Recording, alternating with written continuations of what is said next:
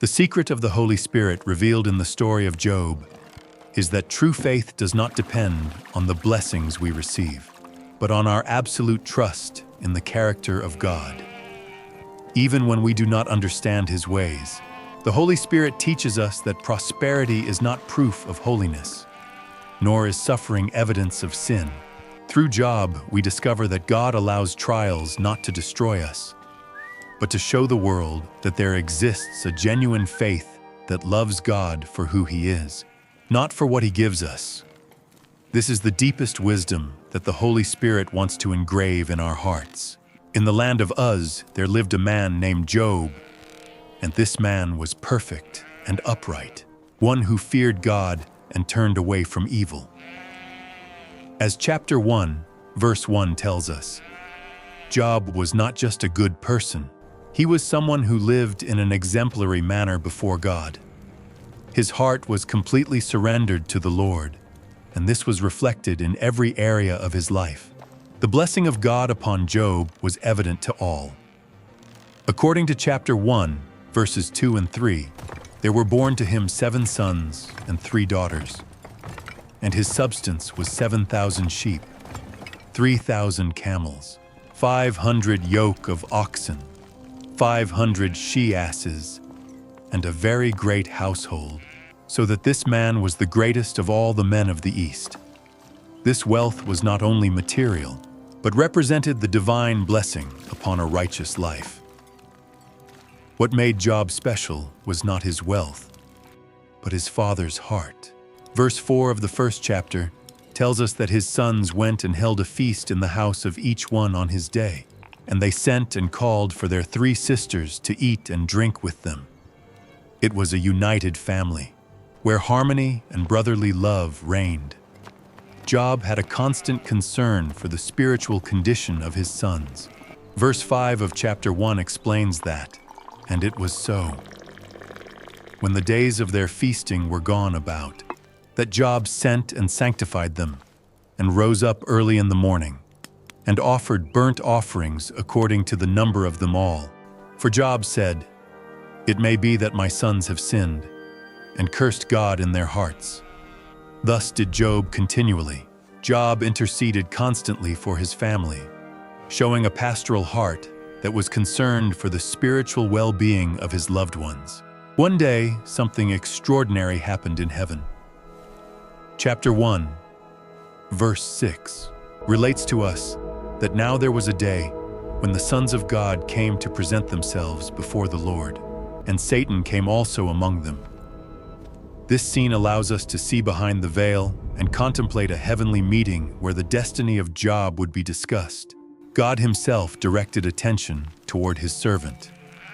In verses 7 and 8 of the first chapter, we read that, "And the Lord said unto Satan, Whence comest thou? Then Satan answered the Lord, and said, From going to and fro in the earth, and from walking up and down in it. And the Lord said unto Satan, Hast thou considered my servant Job, that there is none like him in the earth, a perfect and an upright man, one that feareth God, and escheweth evil? God was proud of Job and presented him as an example of integrity. But Satan had a devastating accusation in verses 9 to 11 of the first chapter. Then Satan answered the Lord, and said, Doth Job fear God for naught?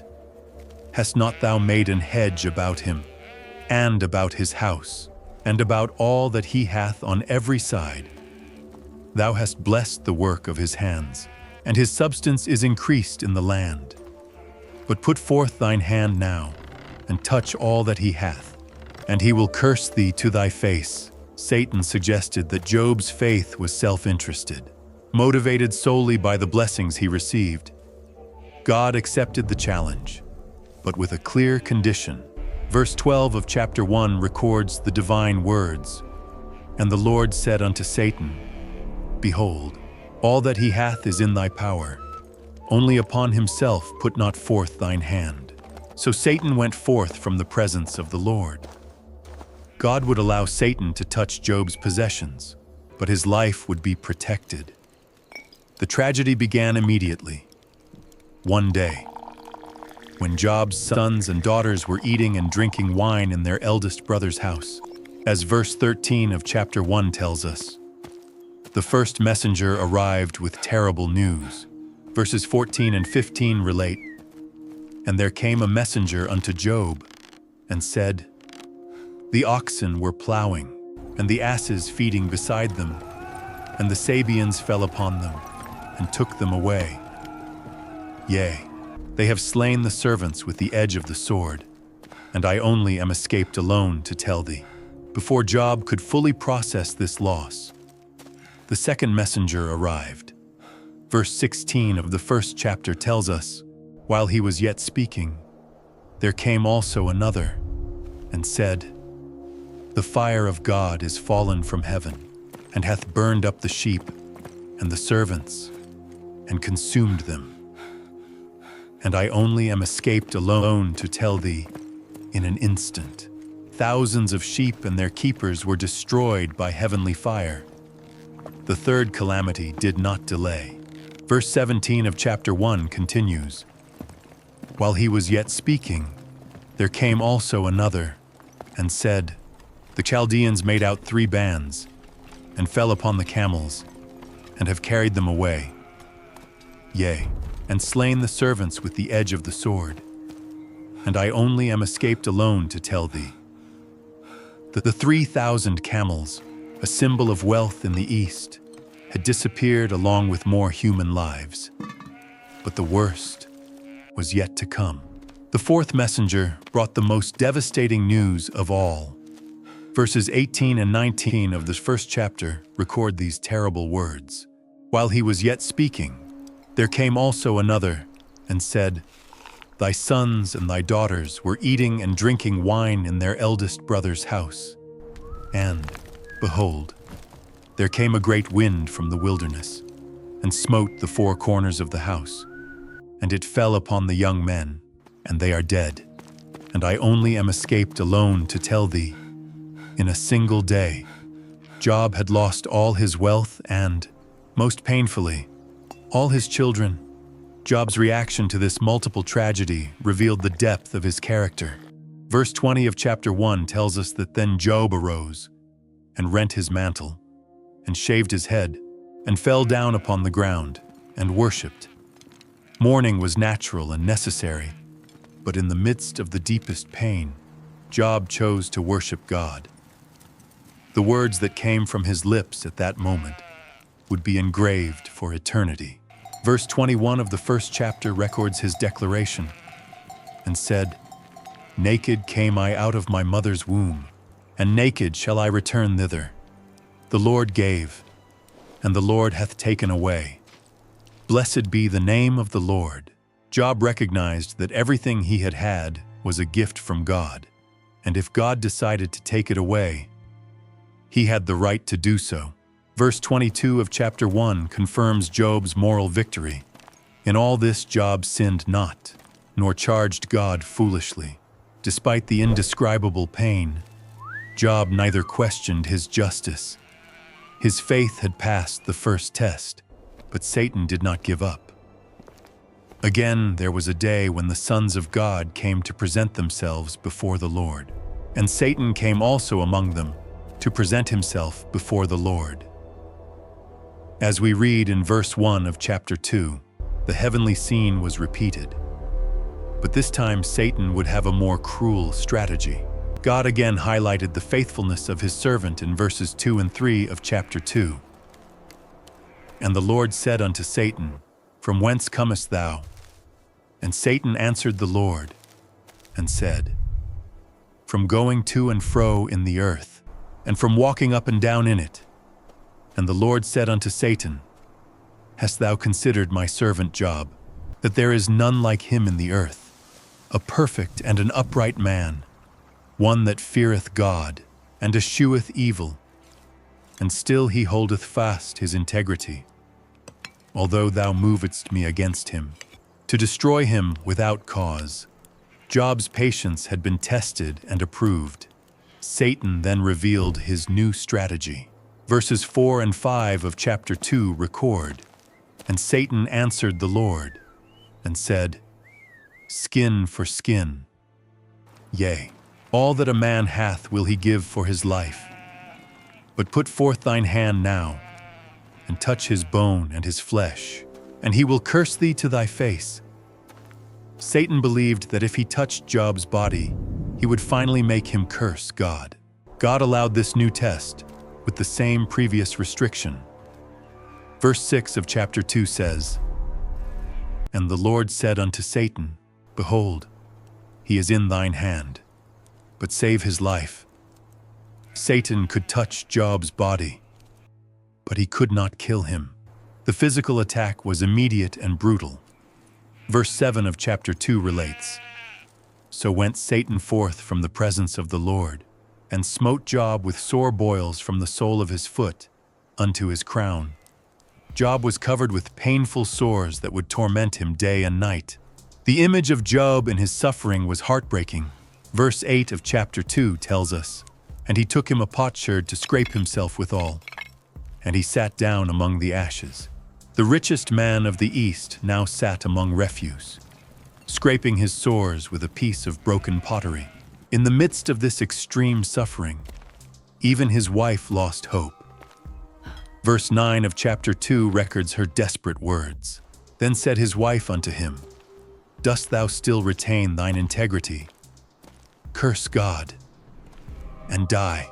The companion of Job's whole life advised him to do exactly what Satan expected, to curse God. But Job answered with wisdom and firmness. Verse 10 of chapter 2 contains his reply. "But he said unto her, Thou speakest as one of the foolish women speaketh. What? Shall we receive good at the hand of God, and shall we not receive evil?"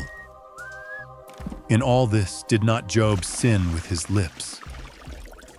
Job understood that accepting only God's blessings but rejecting the trials would be an immature faith. While Job suffered in silence, 3 of his friends learned of his condition. Verse 11 of chapter 2 tells us, "Now when Job's 3 friends heard of all this evil that was come upon him, they came every one from his own place, Eliphaz the Temanite, and Bildad the Shuhite, and Zophar the Naamathite, for they had made an appointment together to come to mourn with him and to comfort him." These men had traveled from afar with the genuine intention of comforting their friend. Job's condition was so terrible that his own friends almost did not recognize him. Verse 12 of chapter 2 describes, "And when they lifted up their eyes afar off, and knew him not, they lifted up their voice, and wept, and they rent every one his mantle, and sprinkled dust upon their heads toward heaven." Job's physical change was so dramatic that it caused a reaction of shock in those who knew him. The magnitude of Job's pain became evident in the silence that followed. Verse 13 of chapter 2 relates, "So they sat down with him upon the ground 7 days and 7 nights, and none spake a word unto him, for they saw that his grief was very great. For a full week, these 4 men remained in silence, recognizing that there were moments when words were inadequate before extreme suffering.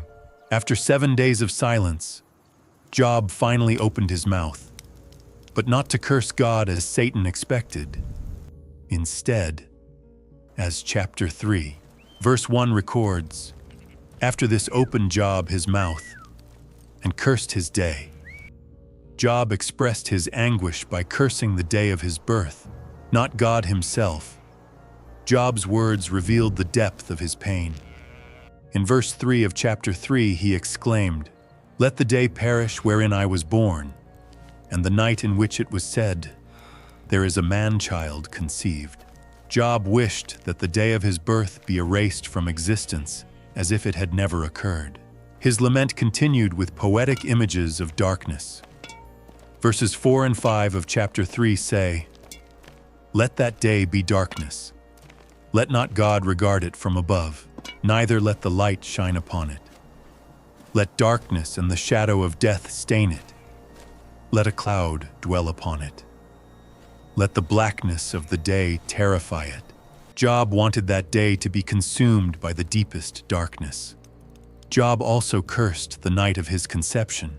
Verse 6 of chapter 3 continues, "As for that night, let darkness seize upon it. Let it not be joined unto the days of the year. Let it not come into the number of the months. The night when he was conceived should also disappear from the calendar." His deepest desire was never to have existed. In verses 11 and 12 of chapter 3, Job asked, "Why died I not from the womb? Why did I not give up the ghost when I came out of the belly? Why did the knees prevent me? Or why the breasts that I should suck?" Job wondered why he had not died at birth, which would have avoided all this suffering. Job described death as a place of rest. Verses 13 to 15 of chapter 3 say, "For now should I have lain still and been quiet. I should have slept.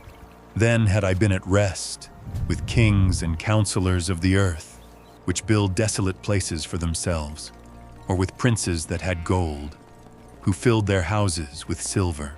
In death, Job imagined there would be peace and rest together with kings and princes. Finally, Job questioned why God allows life to continue when there is so much suffering.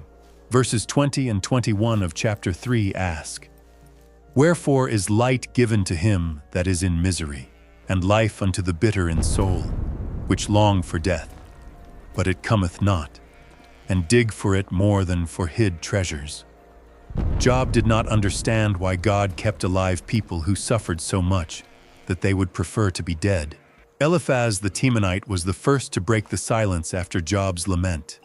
In chapter 4, verse 1, we read, "Then Eliphaz the Temanite answered and said," his intention was to comfort, but his words would reveal a defective theology that would cause more pain to Job. Eliphaz began with delicacy, but soon revealed his true thinking. In verses 2 to 5 of chapter 4 he said, "If we essay to commune with thee, wilt thou be grieved? But who can withhold himself from speaking? Behold, thou hast instructed many, and thou hast strengthened the weak hands. Thy words have upholden him that was falling, and thou hast strengthened the feeble knees. But now it is come upon thee, and thou faintest. It toucheth thee, and thou art troubled." Eliphaz remembered how Job had comforted others, but now questioned why he could not apply his own advice. Eliphaz's accusation became more direct when he introduced his doctrine of retribution. In verses 7 and 8 of chapter 4 he declared, "Remember, I pray thee, whoever perished, being innocent, or where were the righteous cut off? Even as I have seen, they that plow iniquity and sow wickedness reap the same." Eliphaz firmly believed that only the wicked suffered. Therefore, Job's suffering must be the result of some sin. Eliphaz then related a supernatural experience to support his argument. In verses 12 to 16 of chapter 4, he described, "Now a thing was secretly brought to me, and mine ear received a little thereof, in thoughts from the visions of the night. When deep sleep falleth on men, fear came upon me, and trembling, which made all my bones to shake. Then a spirit passed before my face, the hair of my flesh stood up. It stood still, but I could not discern the form thereof. An image was before mine eyes. There was silence, and I heard a voice, saying," This nocturnal vision had convinced Eliphaz of his theology. The message of the vision was clear to Eliphaz. Verses 17 to 19 of chapter 4 continue, "Shall mortal man be more just than God? Shall a man be more pure than his Maker? Behold, he put no trust in his servants, and his angels he charged with folly. How much less in them that dwell in houses of clay, whose foundation is in the dust, which are crushed before the moth." The vision had confirmed for Eliphaz that no human could be truly righteous before God. Eliphaz concluded his first speech with seemingly wise counsel. In chapter 5, verse 8, he advised. I would seek unto God, and unto God would I commit my cause. Eliphaz believed that if Job simply repented of his hidden sins, God would restore him. Job responded to Eliphaz with pain and frustration in chapter 6, verse 1. We read, "But Job answered and said," the words of his friend had added insult to injury, and Job needed to express the real magnitude of his suffering. Job began by asking that someone truly measure his pain. In verses 2 and 3 of chapter 6, he exclaimed, "Oh, that my grief were throughly weighed, and my calamity laid in the balances together. For now it would be heavier than the sand of the sea. Therefore my words are swallowed up." Job felt that no one really understood the magnitude of his suffering. That is why his words had sounded so desperate. Job then revealed the true source of his anguish. In verse 4 of chapter 6, he confessed, "For the arrows of the Almighty are within me, the poison whereof drinketh up my spirit. The terrors of God do set themselves in array against me." Job was not suffering from natural causes only. He felt that God himself was fighting against him. Using a simple analogy, Job defended his right to complain. In verses 5 and 6 of chapter 6, he asked, "Doth the wild ass bray when he hath grass? Or loweth the ox over his fodder? Can that which is unsavory be eaten without salt? Or is there any taste in the white of an egg?" Just as animals do not complain when they have what they need, Job was saying that he would not complain without cause. Job then criticized his friends directly in verses 14 to 16. Of chapter 6, he compared them to streams that disappoint. To him that is afflicted, pity should be showed from his friend. But he forsaketh the fear of the Almighty. My brethren have dealt deceitfully as a brook, and as the stream of brooks they pass away, which are blackish by reason of the ice, and wherein the snow is hid. The friends he had hoped would be like refreshing water had turned out to be like streams that dry up just when they are most needed. Job's request to his friends was simple but painful. In verses 24 and 25 of chapter 6, he pleaded, "Teach me, and I will hold my tongue, and cause me to understand wherein I have erred." How forcible are right words! But what doth your arguing reprove? Job was willing to be corrected if he had really sinned, but he needed specific evidence, not general accusations. Job then directed his attention directly to God. In chapter 7, verse 11, he declared, "Therefore I will not refrain my mouth. I will speak in the anguish of my spirit. I will complain in the bitterness of my soul." Job had decided that he had the right to express his pain directly to God. His questions to God were deeply personal. In verses 17 to 19 of chapter 7, Job asked, "What is man, that thou shouldest magnify him, and that thou shouldest set thine heart upon him, and that thou shouldest visit him every morning, and try him every moment? How long wilt thou not depart from me, nor let me alone till I swallow down my spittle?"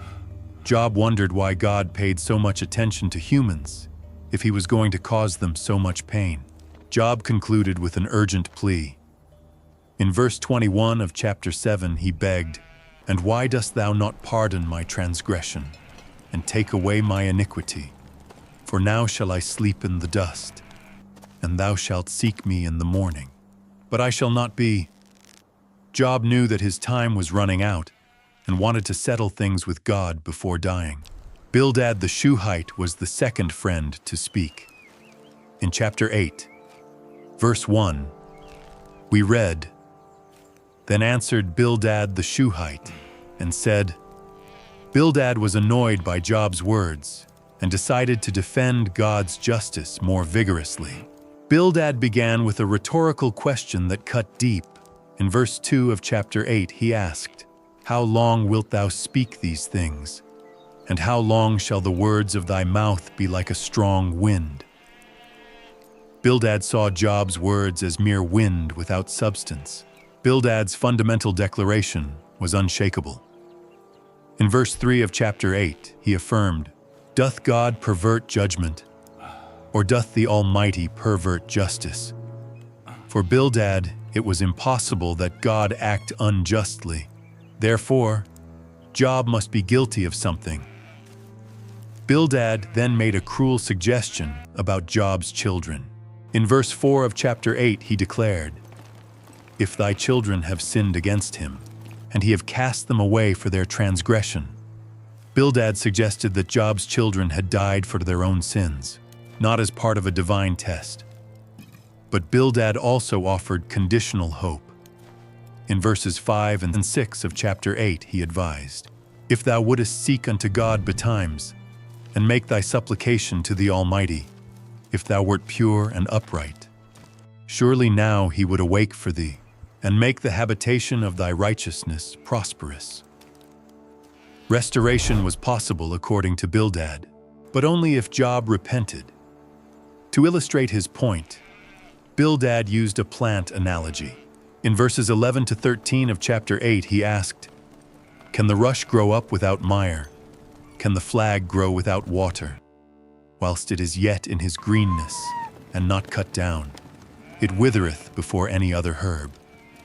So are the paths of all that forget God, and the hypocrite's hope shall perish. Just as plants need water to survive, humans need God, and those who abandon him inevitably perish."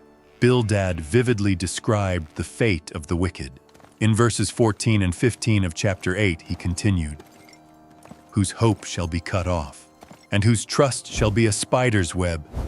He shall lean upon his house, but it shall not stand.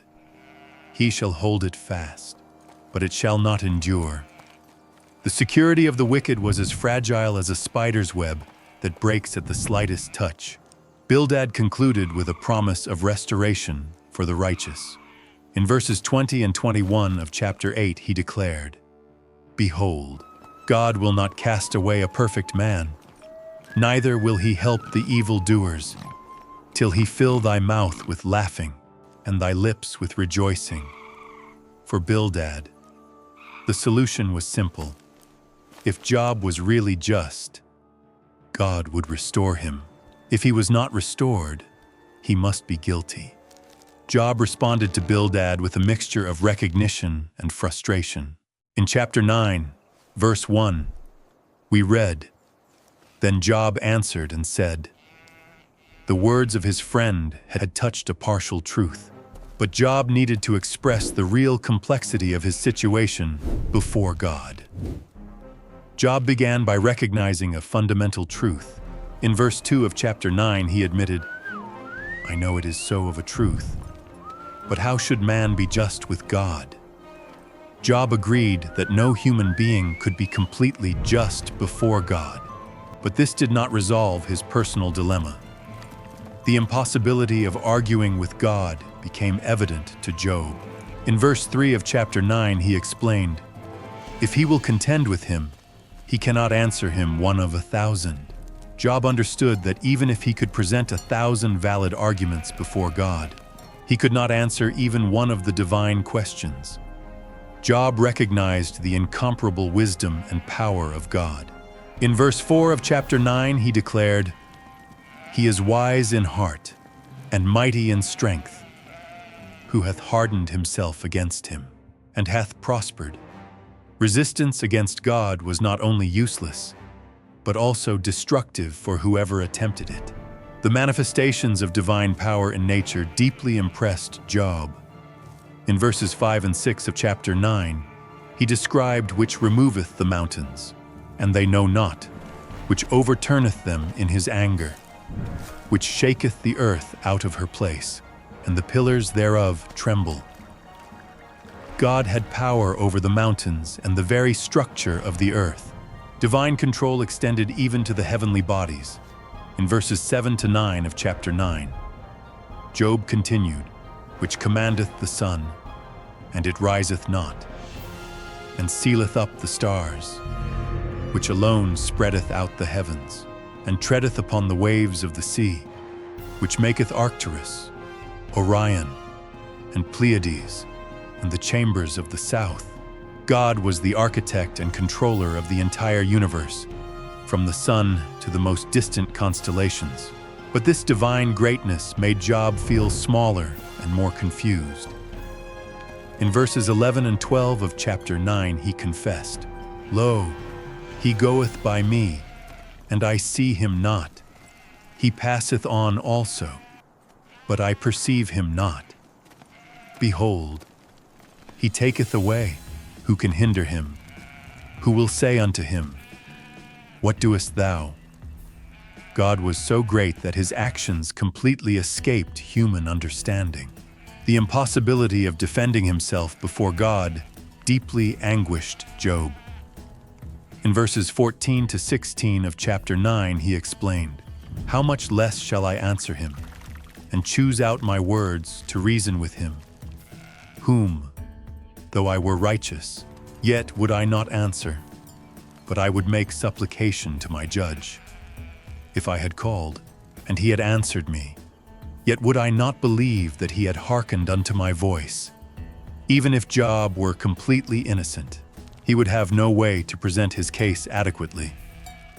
Job's most desperate cry was for a mediator.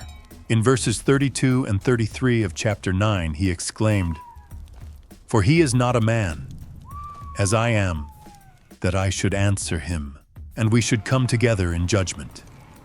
Neither is there any daysman betwixt us, that might lay his hand upon us both." Job needed someone who could speak both the divine language and the human, someone who could represent him before God. Job's frustration with his situation led him to a more personal and direct outpouring with God. In chapter 10, verse 1, he declared, "My soul is weary of my life. I will leave my complaint upon myself. I will speak in the bitterness of my soul." Job had decided that he had nothing to lose by fully expressing his feelings. His questions to God were deeply personal and painful. In verse 2 of chapter 10, he asked, "I will say unto God, Do not condemn me. Show me wherefore thou contendest with me." Job was not asking God to excuse him, but to explain the reasons for his suffering. The question that tormented him most was about the divine motives. In verse 3 of chapter 10, he questioned, "Is it good unto thee that thou shouldest oppress, that thou shouldest despise the work of thine hands, and shine upon the counsel of the wicked?" Job did not understand why God seemed to destroy what he himself had created while allowing the wicked to prosper. Job vividly remembered the care that God had taken in his creation. In verses 8 to 12 of chapter 10, he reflected, "Thine hands have made me and fashioned me together round about. Yet thou dost destroy me. Remember, I beseech thee, that thou hast made me as the clay, and wilt thou bring me into dust again? Hast thou not poured me out as milk, and curdled me like cheese? Thou hast clothed me with skin and flesh, and hast fenced me with bones and sinews. Thou hast granted me life and favor, and thy visitation hath preserved my spirit." Job remembered the intimate and careful process of his formation in the maternal womb. But then Job revealed what he believed had been in God's mind from the beginning. In verses 13 and 14 of chapter 10, he confessed, "And these things hast thou hid in thine heart. I know that this is with thee. If I sin, then thou markest me, and thou wilt not acquit me from mine iniquity." Job suspected that God had planned from the beginning to observe him and condemn him for any fault. Job's despair led him to wish he had never been born. In verses 18 and 19 of chapter 10, he lamented, "Wherefore then hast thou brought me forth out of the womb? O that I had given up the ghost, and no eye had seen me. I should have been as though I had not been. I should have been carried from the womb to the grave." Job wished that God had never brought him into existence. Finally, Job asked for a brief respite before his inevitable death. In verses 20 to 22 of chapter 10, he pleaded, "Are not my days few?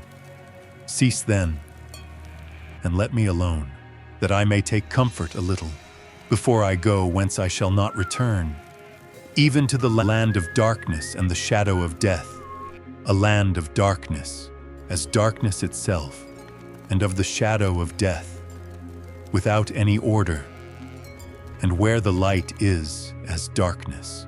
Job only wanted a little peace before facing death and the place of the dead. Zophar the Naamathite was the third of the friends to speak, and his frustration with Job was evident from the beginning.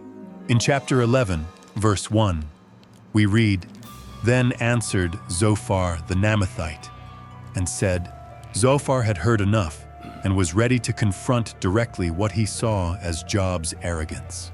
Zophar immediately attacked Job's wordiness.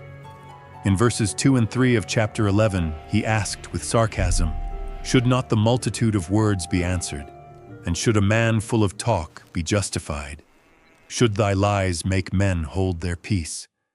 And when thou mockest, shall no man make thee ashamed?" For Zophar, the quantity of Job's words did not validate his arguments. Job's claim of innocence particularly irritated Zophar. In verse 4 of chapter 11, he quoted Job's words, "For thou hast said, my doctrine is pure, and I am clean in thine eyes." Zophar saw this declaration as presumptuous and unreal. Zophar wished that God himself would answer Job. In verses 5 and 6 of chapter 11, he expressed, "But oh, that God would speak, and open his lips against thee, and that he would show thee the secrets of wisdom, that they are double to that which is. Know therefore that God exacteth of thee less than thine iniquity deserveth." Zophar believed that if God revealed his complete wisdom, Job would realize that he deserved an even greater punishment. The wisdom of God was incomprehensible to Zophar. In verses 7 to 9 of chapter 11, he asked rhetorically, "Canst thou by searching find out God? Canst thou find out the Almighty unto perfection? It is as high as heaven. What canst thou do? Deeper than hell. What canst thou know? The measure thereof is longer than the earth, and broader than the sea." The dimensions of divine wisdom completely exceeded human capacities of understanding. God had absolute right to act according to his will.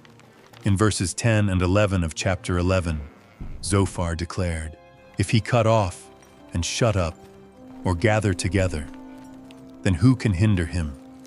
For he knoweth vain men. He seeth wickedness also.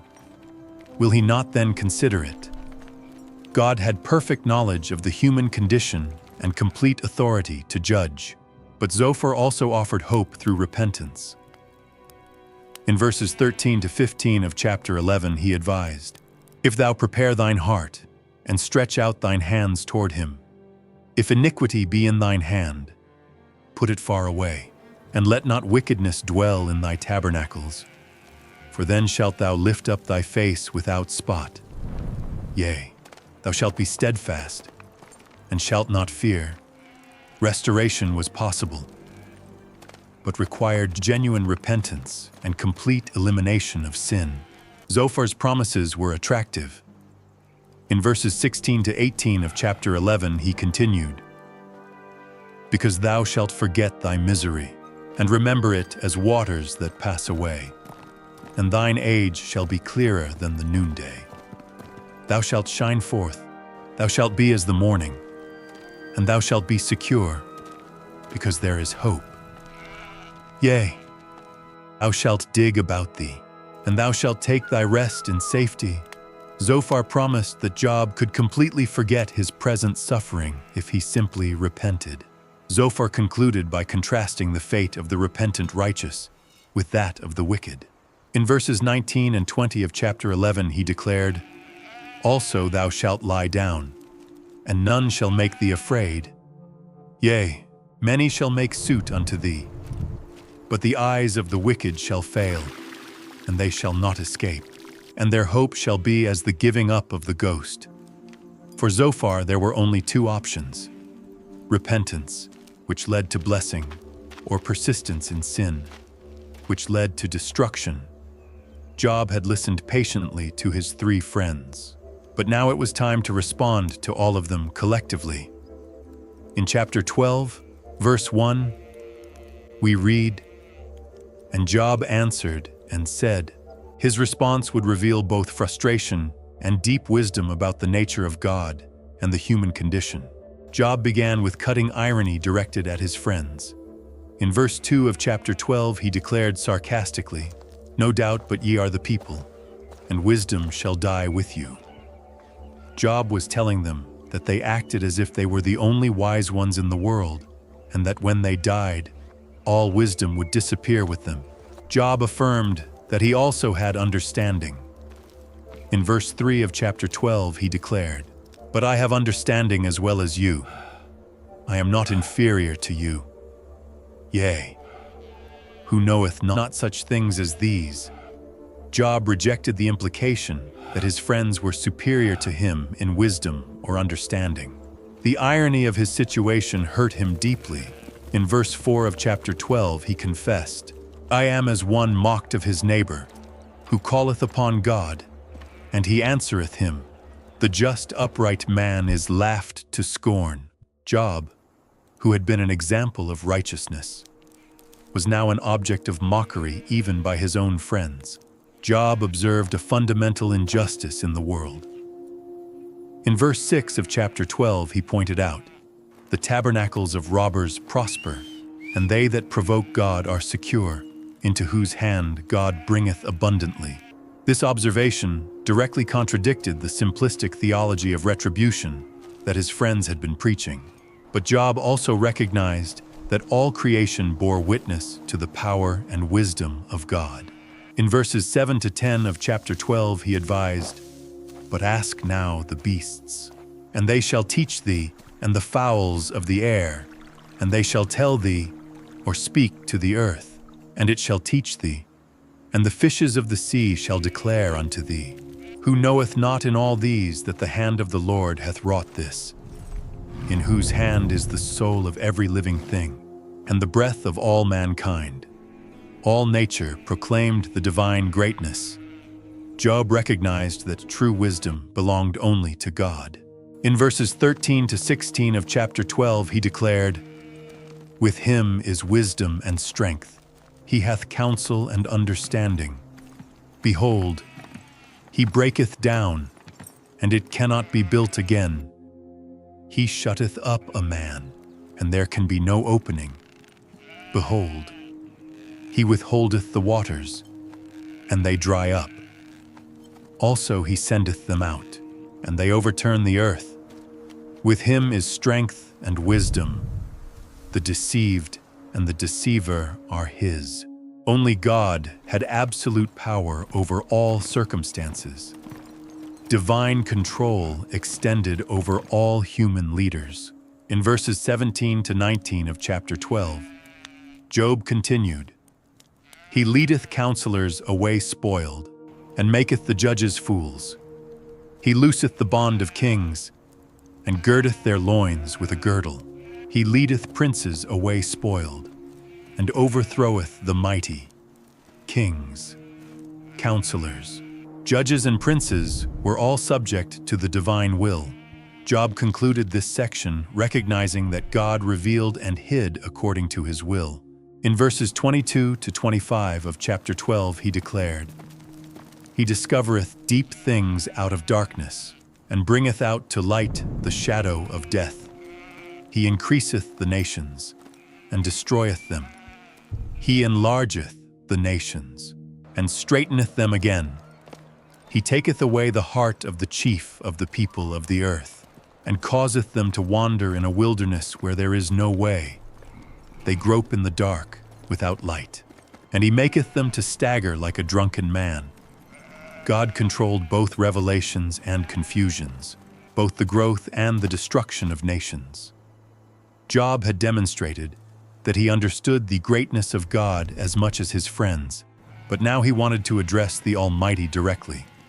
In chapter 13, verse 1, he declared, "Lo, Mine eye hath seen all this. Mine ear hath heard and understood it.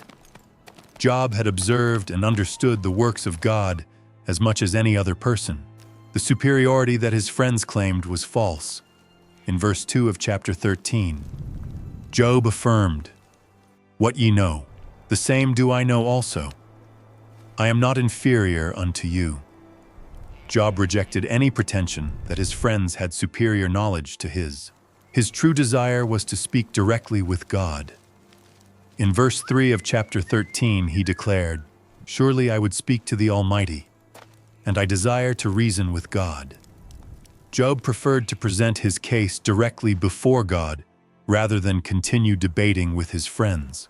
Job then made one of the harshest declarations in the whole book, directed at his friends. In verse 4 of chapter 13, he accused them, "But ye are forgers of lies. Ye are all physicians of no value." The friends who had come to comfort him had become builders of falsehoods and incompetent physicians who worsened his condition. Job's advice to his friends was simple but cutting. In verses 5 and 6 of chapter 13, he told them that ye would altogether hold your peace, and it should be your wisdom. Hear now my reasoning, and hearken to the pleadings of my lips. Total silence would be wiser than their words, and they should listen to his arguments instead of continuing with their accusations. Job questioned the motives of his friends in defending God. In verses 7 and 8 of chapter 13, he asked, "Will ye speak wickedly for God, and talk deceitfully for him? Will ye accept his person? Will ye contend for God?" Job suspected that his friends were twisting the truth in their supposed attempt to defend God. Job's warning to his friends was serious. In verses 9 to 11 of chapter 13, he continued, "Is it good that he should search you out? Or as one man mocketh another? Do ye so mock him? He will surely reprove you. If ye do secretly accept persons, shall not his excellency make you afraid, and his dread fall upon you?" Job warned that God himself would examine their motivations and methods, and would not be deceived by their apparent defense of him. Job was willing to risk everything to defend his integrity. In verses 13 to 15 of chapter 13, he made his bravest declaration. "Hold your peace. Let me alone, that I may speak, and let come on me what will. Wherefore do I take my flesh in my teeth, and put my life in mine hand? Though he slay me, yet will I trust in him. But I will maintain mine own ways before him." Job was willing to die rather than admit a guilt he did not have. This willingness to die for the truth would become his hope of vindication. In verse 16 of chapter 13, Job reasoned, "He also shall be my salvation, for an hypocrite shall not come before him." Job believed that precisely because he was genuine in his search for God, this would become evidence of his innocence. Job then addressed God directly with two specific requests. In verses 20 and 21 of chapter 13, he begged, "Only do not two things unto me, then will I not hide myself from thee. Withdraw thine hand far from me, and let not thy dread make me afraid." Job asked that God temporarily relieve his physical suffering and the terror he felt, so that he could present his case clearly. Job continued his dialogue with God, reflecting on the universal human condition. In chapter 14, verse 1, he began with a fundamental observation. "Man that is born of a woman is of few days and full of trouble." Job recognized that all humans shared a common experience of brief life full of problems. Human frailty was evident in its temporality. In verse 2 of chapter 14, Job continued, "He cometh forth like a flower, and is cut down. He fleeth also as a shadow, and continueth not." Human life was as delicate and brief as a flower that blooms for a moment before withering, or as a shadow that appears and disappears rapidly. Job wondered why God paid so much attention to such fragile beings. In verse 3 of chapter 14, he questioned, "And dost thou open thine eyes upon such an one, and bringest me into judgment with thee?" Job did not understand why God took the trouble to judge such insignificant and temporary creatures. Human impurity was an inevitable fact. In verse 4 of chapter 14, Job asked rhetorically, "Who can bring a clean thing out of an unclean? Not one." Job recognized that no human being could achieve perfect purity by his own efforts. Human days were determined by God. In verse 5 of chapter 14, Job observed, "Seeing his days are determined, the number of his months are with thee. Thou hast appointed his bounds that he cannot pass." Job understood that God had established specific limits for each human life. Job asked that God give to humans the same consideration that he gave to a worker. In verse 6 of chapter 14, he pleaded, "Turn from him, that he may rest, till he shall accomplish. As an hireling, his day, just as a worker eagerly awaited the end of his workday." Job asked that God allow humans to complete their days in peace. The comparison with trees revealed a cruel irony. In verses 7 to 9 of chapter 14, Job observed, "For there is hope of a tree, if it be cut down, that it will sprout again, and that the tender branch thereof will not cease. Though the root thereof wax old in the earth, and the stalk thereof die in the ground, yet through the scent of water it will bud, and bring forth boughs like a plant." Trees had the capacity to regenerate after being cut, something that humans did not possess. But human death seemed final and irreversible. In verses 10 to 12 of chapter 14, Job lamented, "But man dieth, and wasteth away. Yea, man giveth up the ghost, and where is he? As the waters fail from the sea, and the flood decayeth and drieth up, so man lieth down, and riseth not, till the heavens be no more. They shall not awake, nor be raised out of their sleep."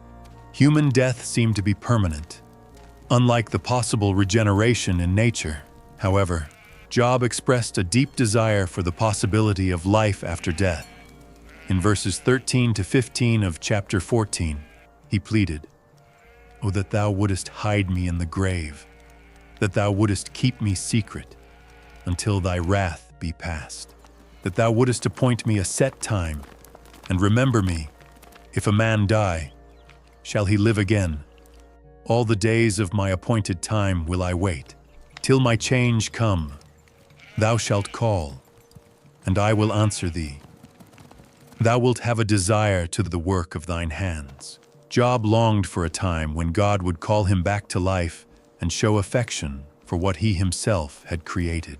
Eliphaz the Temanite spoke for the second time, and his tone had changed considerably since his first speech. In chapter 15, verse 1, we read, "Then answered Eliphaz the Temanite, and said," Eliphaz's patience had been exhausted, and now he would attack Job more directly. Eliphaz accused Job of destroying reverence toward God. In verses 4 and 5 of chapter 15, he declared, "Yea, thou castest off fear, and restrainest prayer before God.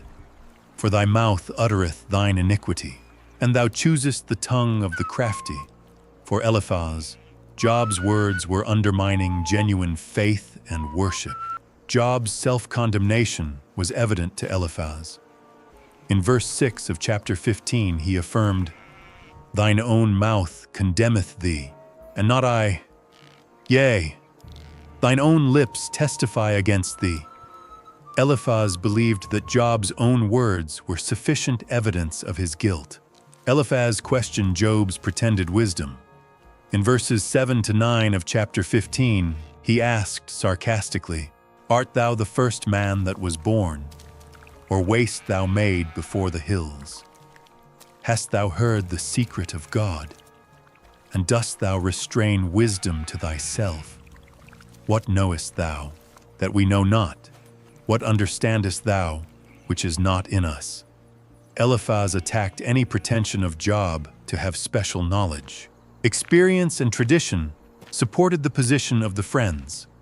In verses 10 and 11 of chapter 15, Eliphaz declared, "With us are both the gray-headed and very aged men, much elder than thy father. Are the consolations of God small with thee?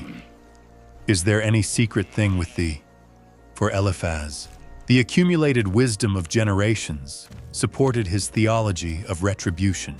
Eliphaz vividly described the torments that awaited the wicked. In verses 20 to 24 of chapter 15, he painted a terrifying picture. "The wicked man travaileth with pain all his days, and the number of years is hidden to the oppressor. A dreadful sound is in his ears. In prosperity the destroyer shall come upon him. He believeth not that he shall return out of darkness, and he is waited for of the sword. He wandereth abroad for bread, saying, Where is it? He knoweth that the day of darkness is ready at his hand. Trouble and anguish shall make him afraid. They shall prevail against him, as a king ready to the battle." The wicked lived in constant terror, always expecting destruction. Job responded to Eliphaz with a mixture of frustration and renewed determination. In chapter 16, verse 1, we read, "Then Job answered and said, Eliphaz's accusations had deeply wounded, but they had also strengthened Job's resolve to maintain his integrity." The classification that Job made of his friends had become definitive. In verses 2 and 3 of chapter 16, he described them. "I have heard many such things. Miserable comforters are ye all. Shall vain words have an end? Or what emboldeneth thee that thou answerest?" Those who had come to comfort him had become an additional source of pain. Job pointed out the irony of his situation versus that of his friends. In verses 4 and 5 of chapter 16, he observed, "I also could speak as ye do. If your soul were in my soul's stead, I could heap up words against you, and shake mine head at you, but I would strengthen you with my mouth, and the moving of my lips should assuage your grief." Job knew that if the roles were reversed, he would have offered true comfort instead of accusations. The description that Job made of his suffering was particularly vivid.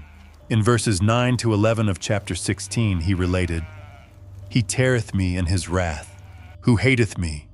He gnasheth upon me with his teeth. Mine enemy sharpeneth his eyes upon me. They have gaped upon me with their mouth. They have smitten me upon the cheek reproachfully. They have gathered themselves together against me. God hath delivered me to the ungodly, and turned me over into the hands of the wicked." Job felt that God himself had become his enemy and had delivered him to wicked people. The transformation of his life had been dramatic and sudden. In verses 12 to 14 of chapter 16, Job continued, "I was at ease, but he hath broken me asunder. He hath also taken me by my neck, and shaken me to pieces, and set me up for his mark. His archers compass me round about. He cleaveth my reins asunder, and doth not spare.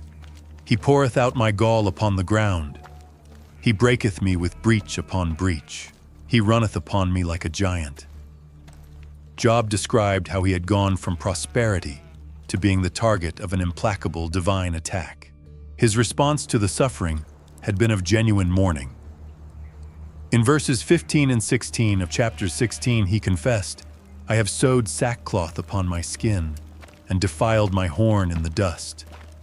My face is foul with weeping, and on my eyelids is the shadow of death." Job had adopted all the external signs of mourning and repentance, although he maintained his innocence. Despite all this, Job maintained his integrity. In verse 17 of chapter 16, he declared, "Not for any injustice in mine hands. Also my prayer is pure." Job affirmed that he had not committed violence, and that his prayers continued to be genuine. Then, Job made one of the most dramatic cries of the whole book. In verse 18 of chapter 16, he exclaimed, "O earth, cover not thou my blood, and let my cry have no place." Job asked that the earth not hide the evidence of his unjust suffering, so that his cry for justice would be heard forever. In the midst of his despair, Job expressed an extraordinary faith. In verse 19 of chapter 16, he declared, "Also now, behold, my witness is in heaven, and my record is on high." Job believed that although everyone on earth misunderstood him, there was someone in heaven who knew the truth about him. His need for an intercessor became more urgent. In verses 20 and 21 of chapter 16, Job cried, "My friends scorn me, but mine eye poureth out tears unto God, that one might plead for a man with God, as a man pleadeth for his neighbor." While his friends attacked him, Job longed for someone who could represent him before God as a human lawyer would represent a client. Job's condition continued to worsen, and he was aware that he was approaching death. In chapter 17, verse 1, he confessed, "My breath is corrupt. My days are extinct. The graves are ready for me." Job knew that his time was limited and that he needed to resolve his situation soon. Constant mockery surrounded him. In verse 2 of chapter 17, he observed, "Are there not mockers with me? And doth not mine eye continue in their provocation?" Instead of receiving compassion in his desperate condition, Job faced constant ridicule and provocation. Job appealed directly to God to be his guarantor. In verse 3 of chapter 17, he pleaded, "Lay down now, put me in a surety with thee. Who is he that will strike hands with me?" Job needed God himself to guarantee his innocence, since there was no one else who could do it. The blindness of his friends was complete, according to Job. In verses 4 and 5 of chapter 17, he explained, "For thou hast hid their heart from understanding. Therefore shalt thou not exalt them. He that speaketh flattery to his friends, even the eyes of his children shall fail." Job believed that God had prevented his friends from understanding the truth, and that those who betrayed their friends would face consequences. Job had become an object of public mockery. In verses 6 and 7 of chapter 17, he lamented, "He hath made me also a byword of the people, and aforetime I was as a tabret. Mine eye also is dim by reason of sorrow, and all my members are as a shadow." Job had gone from being respected to being a proverb of disgrace, and his physical appearance reflected his despair. But Job believed that his vindication would come eventually.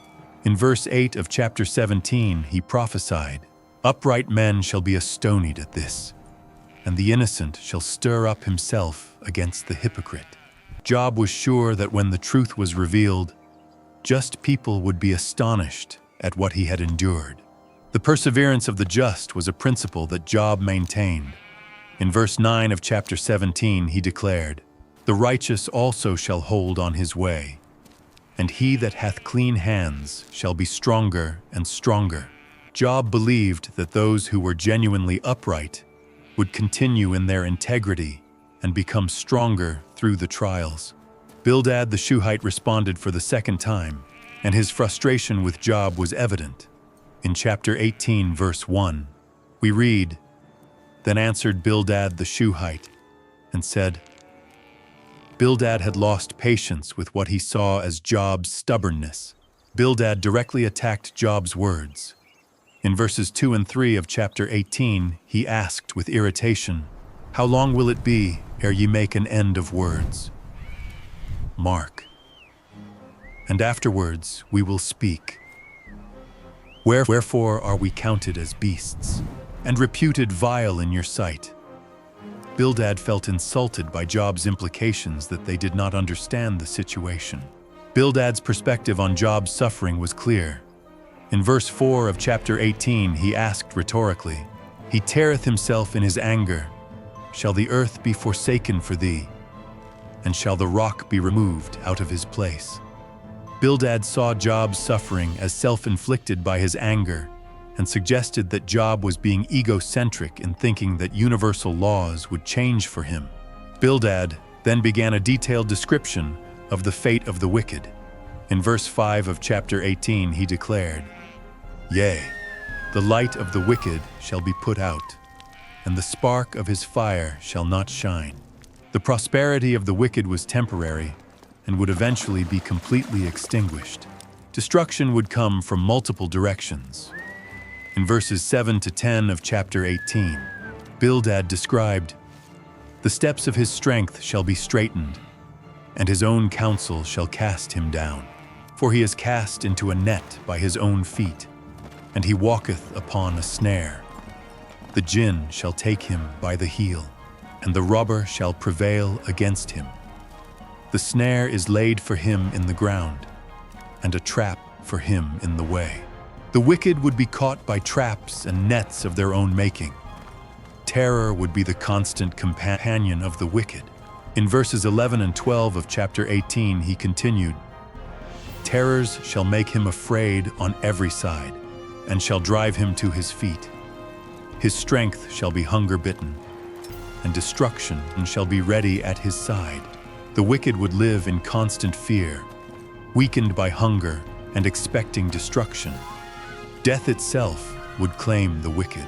In verses 13 and 14 of chapter 18, Bildad declared, "It shall devour the strength of his skin.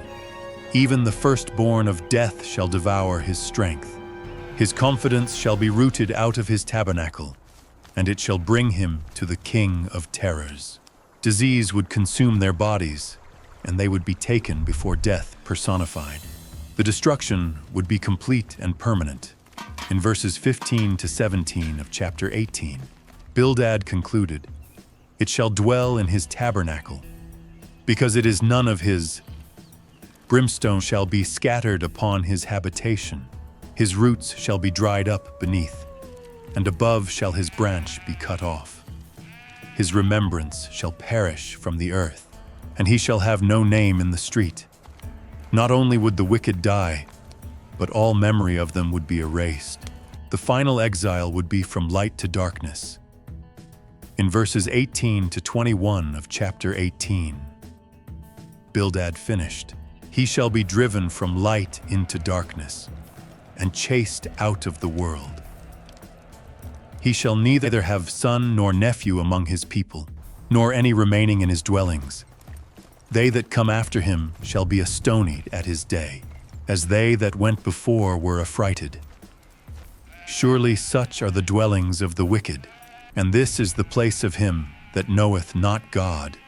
The wicked would be completely eliminated, without descendants or memory, and their fate would be a warning for future generations. Job responded to Bildad with one of the most powerful declarations of faith in all of Scripture. In chapter 19, verse 1, we read, "Then Job answered and said," The threatening words of Bildad about the fate of the wicked had provoked in Job a response that would reveal the depth of his unshakable faith. Job began by confronting directly the cruelty of his friends. In verses 2 and 3 of chapter 19, he asked with pain, "How long will ye vex my soul, and break me in pieces with words? These 10 times have ye reproached me. Ye are not ashamed that ye make yourselves strange to me." Job was tired of the constant attacks, and asked them if they did not feel shame for their cruel behavior, even if he had sinned. Job argued that that was his own affair. In verse 4 of chapter 19, he declared, "And be it indeed that I have erred, mine error remaineth with myself." Job was saying that his supposed sins did not justify the cruel treatment he was receiving from his friends. Job then revealed who he believed was the true responsible for his condition. In verses 6 and 7 of chapter 19, he confessed, "Know now that God hath overthrown me, and hath compassed me with his net. Behold, I cry out of wrong, but I am not heard. I cry aloud, but there is no judgment. Job recognized that God was the one who had allowed his suffering, and that there seemed to be no way to obtain justice. The description that Job made of his condition was vividly painful. In verses 8 to 10 of chapter 19, he related, "He hath fenced up my way that I cannot pass, and he hath set darkness in my paths. He hath stripped me of my glory, and taken the crown from my head. He hath destroyed me on every side, and I am gone. And mine hope hath he removed like a tree." Job felt completely blocked, stripped of honor and dignity, and systematically destroyed. More painful still was the feeling that God had become his enemy. In verses 11 and 12 of chapter 19, he continued, "He hath also kindled his wrath against me, and he counteth me unto him as one of his enemies. His troops come together, and raise up their way against me, and encamp round about my tabernacle." Job felt that God had mobilized heavenly forces against him as if he were an enemy of war. Job's social isolation was complete. In verses 13 to 16 of chapter 19, he described, "He hath put my brethren far from me, and mine acquaintance are verily estranged from me. My kinsfolk have failed, and my familiar friends have forgotten me. They that dwell in mine house, and my maids, count me for a stranger.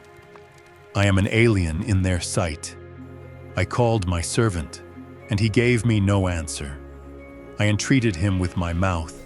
Relatives, friends, servants, and even his own domestic staff treated him as a stranger. Even his wife had lost patience with him." In verses 17 and 18 of chapter 19, Job confessed, "My breath is strange to my wife, though I entreated for the children's sake of mine own body. Yea, young children despised me. I arose, and they spake against me." His own breath had become repulsive to his wife, and even the children mocked him. His closest friends had turned against him. In verse 19 of chapter 19, he lamented, "All my inward friends abhorred me, and they whom I loved are turned against me." Those in whom he had trusted and whom he had loved now hated him. His physical condition was desperate. In verse 20 of chapter 19, he described, "Did my skin and my flesh stuck to my bones, and I have escaped with only the skin of my teeth." Job was so emaciated that he looked like only skin and bones, having escaped death by a very narrow margin. Job then made a desperate plea to his friends. In verse 21 of chapter 19, he begged, "O you, my friends, have compassion on me. Have compassion on me, for the hand of God has touched me." Instead of continuing to attack him, Job was asking them to recognize that God himself had allowed his suffering. But then Job asked the question that revealed how much they had hurt him. In verse 22 of chapter 19, he asked, "Why do you persecute me as God, and are not satisfied with my flesh?" He did not understand why his friends continued to attack him when he had already suffered so much. Then came the time for Job's most famous declaration. In verses 23 and 24 of chapter 19, he exclaimed, "Who would grant now that my words were written? Who would grant that they be written in a book? That with an iron chisel and with lead they might be sculpted in stone forever." Job wanted his words to be permanently preserved because he was about to make a declaration that would change everything. The declaration that followed would become one of the most powerful statements of faith ever recorded. In verses 25 through 27 of chapter 19, Job proclaimed, "Now I know that my Redeemer lives, and at last he will stand upon the dust, and after this my skin is destroyed. In my flesh I shall see God, whom I will see for myself, and my eyes will see him, and not another, though my kidneys are consumed within me." In spite of all his suffering, Job maintained an unshakable faith that there was a living Redeemer who would eventually rise, and that he himself would see God even after death. Zophar the Naamathite answered for a second time, clearly frustrated by Job's persistence in maintaining his innocence. In chapter 20, verse 1, we read, Zophar answered and said, Job's declaration of faith had deeply irritated Zophar, who felt he must respond more forcefully. Zophar confessed that Job's words had disturbed him. In verses 2 and 3 of chapter 20, he admitted, Certainly my thoughts make me answer, and therefore I hurry. The rebuke of my censure I have heard, and the spirit of my intelligence makes me answer. Zophar felt he must defend himself against what he perceived as Job's unfair accusations. Zophar then appealed to what he considered universal knowledge. In verse 4 of chapter 20, he asked, Do you not know this which was always from the time man was placed on earth? For Zophar there were eternal principles that Job was stubbornly ignoring. The fundamental principle for Zophar was the brevity of the joy of the wicked. In verse 5 of chapter 20, he declared that the joy of the wicked is brief and the joy of the hypocrite for a moment. Zophar firmly believed that any prosperity the wicked experienced would be temporary. Even if the wicked reached great heights, their fall would be inevitable. In verses 6 and 7 of chapter 20, Zophar continued, If his haughtiness climbs up to heaven and his head touches the clouds, like his dung he will perish forever. Those who had seen him will say, What became of him? The wicked might attain elevated positions, but their ultimate destination would be complete destruction. The disappearance would be as complete as a dream. In verse 8 of chapter 20, Zophar explained, Like a dream he will fly and will not be found, and will vanish like a night vision. The wicked would vanish without a trace, as if they had never existed. No one would remember them. In verses 9 and 10 of chapter 20, he continued, The eyes that saw him will never see him again, nor will his place know him anymore. His children will request the favor of the poor, and his hands will restore his riches.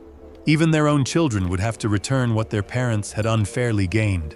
Wickedness had been sweet in their mouths, but it would turn bitter. In verses 12 through 14 of chapter 20, Zophar described, If evil was sweetened in his mouth, if he hid it under his tongue, if it seemed good to him and he did not leave it, but detained it in his palate, his food will change in his bowels, and the venom of asps will be within him. What had once been pleasant would turn into deadly poison. Ill-gotten riches would be vomited up. In verses 15 and 16 of chapter 20, Zophar continued, He devoured riches, but he will vomit them. God will bring them out of his belly. Venom of asps he will suck. The tongue of a viper will kill him. The wicked could not retain what they had stolen, and this would become their destruction. They would not enjoy the fruits of their labor. In verse 17 of chapter 20, he declared, He will not see the streams, the rivers, the torrents of honey and milk. The wicked would be deprived of every blessing and genuine prosperity. They would have to return everything unfairly gained. In verses 18 and 19 of chapter 20, Zophar explained, He will restore the labor according to the goods he took, and will not swallow nor enjoy. Because he broke and abandoned the poor, he stole houses he did not build. The exploitation of the poor would be especially punished. The fundamental reason for their destruction was their insatiable greed. In verse 20 of chapter 20, Zophar declared, Therefore, he will not feel rest in his belly, nor will he save anything of what he coveted. The wicked would never find satisfaction because their appetite for more was limitless. Their destruction would come at the moment of greatest prosperity. In verses 22 and 23 of chapter 20, he continued, When his belly is full, he will have anguish. The hand of all the wicked will come upon him. When he sets out to fill his belly, God will send upon him the burning of his anger and will rain it upon him and upon his food. Precisely when they thought they were safe, destruction would arrive. They would not even be able to escape divine wrath. In verses 24 and 25 of chapter 20, Zophar concluded, "He will flee from iron weapons, and the bronze bow will pierce him. The arrow will pierce him through the body, and the spark will come out through his gall. Terrors will come upon him. There would be no possible escape from divine justice." Zophar finished with a statement about the ultimate destination of the wicked. In verses 26 through 29 of chapter 20, he declared, "All darkness is kept for his treasures. Unblown fire will consume him. What remains in his tent will be afflicted. The heavens will discover his iniquity, and the earth will rise against him. The shoots of his house will be transported. They will be scattered in the day of his fury." This is the portion that God allots to the impious man, and the inheritance that God points out to him by his word. For Zophar, the punishment of the wicked was inevitable and complete. Job responded to Zophar with practical evidence that directly contradicted the simplistic theology of retribution. In chapter 21, verse 1, we read, "Job answered and said," Job was prepared to challenge Zophar's claims with real-life observations. Job asked that his friends truly listen this time. In verses 2 and 3 of chapter 21, he begged, "Listen attentively to my word, and let this be your consolations. Permit me to speak, and after I have spoken, mock." Job wanted them to give him the opportunity to present his case completely before continuing with their taunts. Job clarified that his complaint was not against other human beings. In verse 4 of chapter 21, he explained, "Do I complain against any man? And if it were so, why should my spirit not be anguished?" Job's anguish was with God, not with humanity, which justified the magnitude of his perplexity. Job asked that they carefully consider what he was about to say. In verses 5 and 6 of chapter 21, he advised, "Look at me and be astonished, and put your hand over your mouth. Even I myself, when I remember, am astonished, and trembling takes hold of my flesh." Job knew that what he was going to say was so contradictory to traditional theology that it would cause shock. Job's fundamental question challenged the entire theology of retribution. In verse 7 of chapter 21, he asked, "Why do the wicked live and grow old, and even increase in riches?" Job had observed that the wicked not only survived, but prospered and lived long lives. The family happiness of the wicked was evident. In verses 8 and 9 of chapter 21, Job observed, "Their offspring is established with them before their eyes, and their shoots before them. Their houses are in peace, without fear, nor is there any scourge of God upon them." The wicked enjoyed prosperous families and lived without the fear that traditional theology preached. Their animals prospered too. In verses 10 and 11 of chapter 21, Job continued, "Their bulls beget and do not fail. Their cows calve and do not miscarry. Their little ones come out like a herd, and their children go about leaping. Material blessing extended even to their herds, and their children grew up healthy and happy."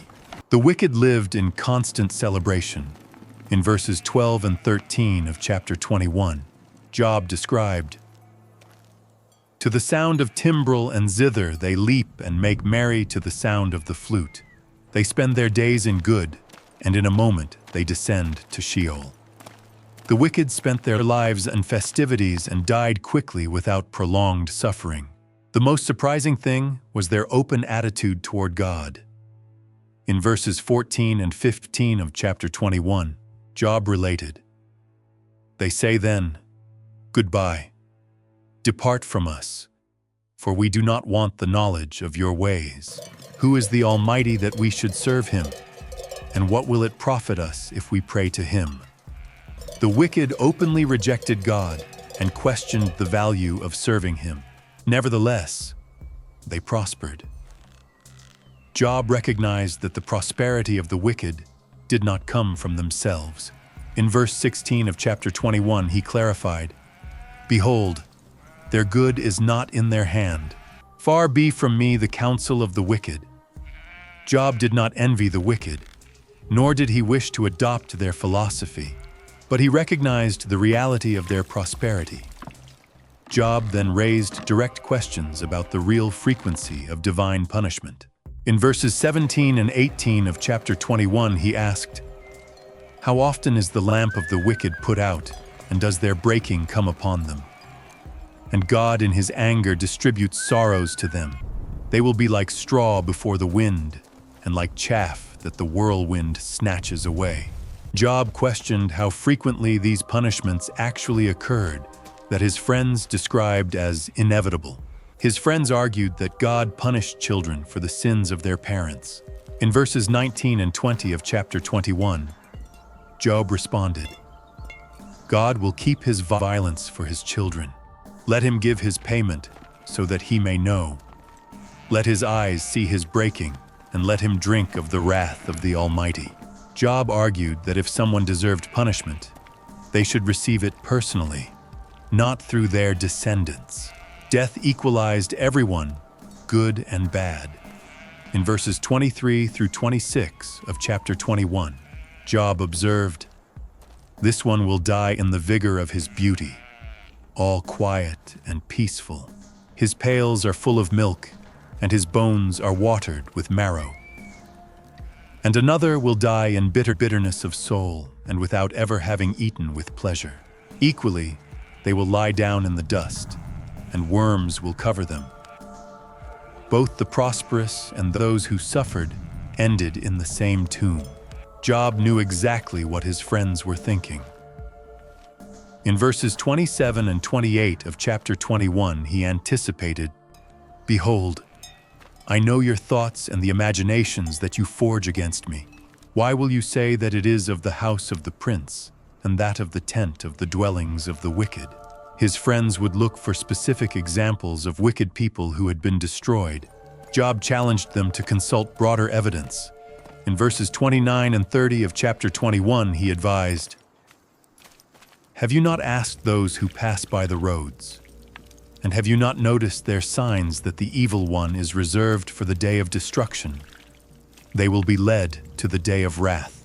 Travelers who had seen the world could confirm that the wicked often escaped immediate punishment. The reality was that the wicked frequently escaped criticism. In verses 31 and 32 of chapter 21, Job observed, "Who will denounce his way to his face, and of what he did? Who will give him payment? Because he will be led to the tombs, and in the mound he will remain." The powerful wicked rarely faced direct confrontation and died with honor. Even in death, the wicked received honors. In verse 33 of chapter 21, Job described, "The clods of the valley will be sweet to him, and after him every man will be led, and before him innumerable ones have gone." The wicked received honorable burials with large crowds following their funeral processions. Job concluded by pointing out the uselessness of his friends' consolations. In verse 34 of chapter 21, he asked, "How then do you comfort me in vain when your answers end in falsehood?" His friends' answers did not correspond with observable reality, and therefore did not provide true comfort. Eliphaz the Temanite spoke for the third time, and this time abandoned all pretense of gentleness. In chapter 22, verse 1, we read, "Eliphaz the Temanite answered and said," Eliphaz had reached the conclusion that gentleness did not work with Job, and it was time for direct accusations. Eliphaz began by arguing that human actions did not affect God. In verses 2 and 3 of chapter 22, he asked, Will man bring profit to God? On the contrary, he who is wise is profitable to himself. Does the Almighty have contentment in you being justified, or does any profit come to him from you making your ways perfect? For Eliphaz, God had no personal need for human justice. Therefore, he would have no reason to afflict Job unjustly. Eliphaz asked sarcastically if God was rebuking Job for his piety. In verse 4 of chapter 22, he questioned, "Does he punish you or come with you to judgment because of your fear?" The implication was clear. If God was punishing Job, it could not be for his righteousness. Then Eliphaz made specific and devastating accusations. In verse 5 of chapter 22, he declared, "Certainly your malice is great, and your wickedness has no end." Eliphaz no longer insinuated that Job had sinned. He was accusing him directly of extensive wickedness. The accusations became very specific. In verse 6 of chapter 22, Eliphaz accused, "Because you took a pledge from your brothers without cause and stripped the clothes from the naked." Eliphaz accused Job of exploiting the poor by taking their clothes as collateral for loans. The accusations continued with more details. In verses 7 through 9 of chapter 22, Eliphaz listed, "You did not give water to drink to the weary, and you withheld bread from the hungry. But the powerful man had the land, and the distinguished one lived in it. You sent widows away empty, and the arms of orphans were broken." Eliphaz painted a picture of Job as someone who had denied basic necessities to the vulnerable, while favoring the rich and powerful.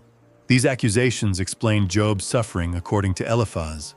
In verses 10 and 11 of chapter 22, he declared, Therefore, snares are around you, and sudden terror disturbs you, or darkness so that you do not see, and abundance of waters covers you."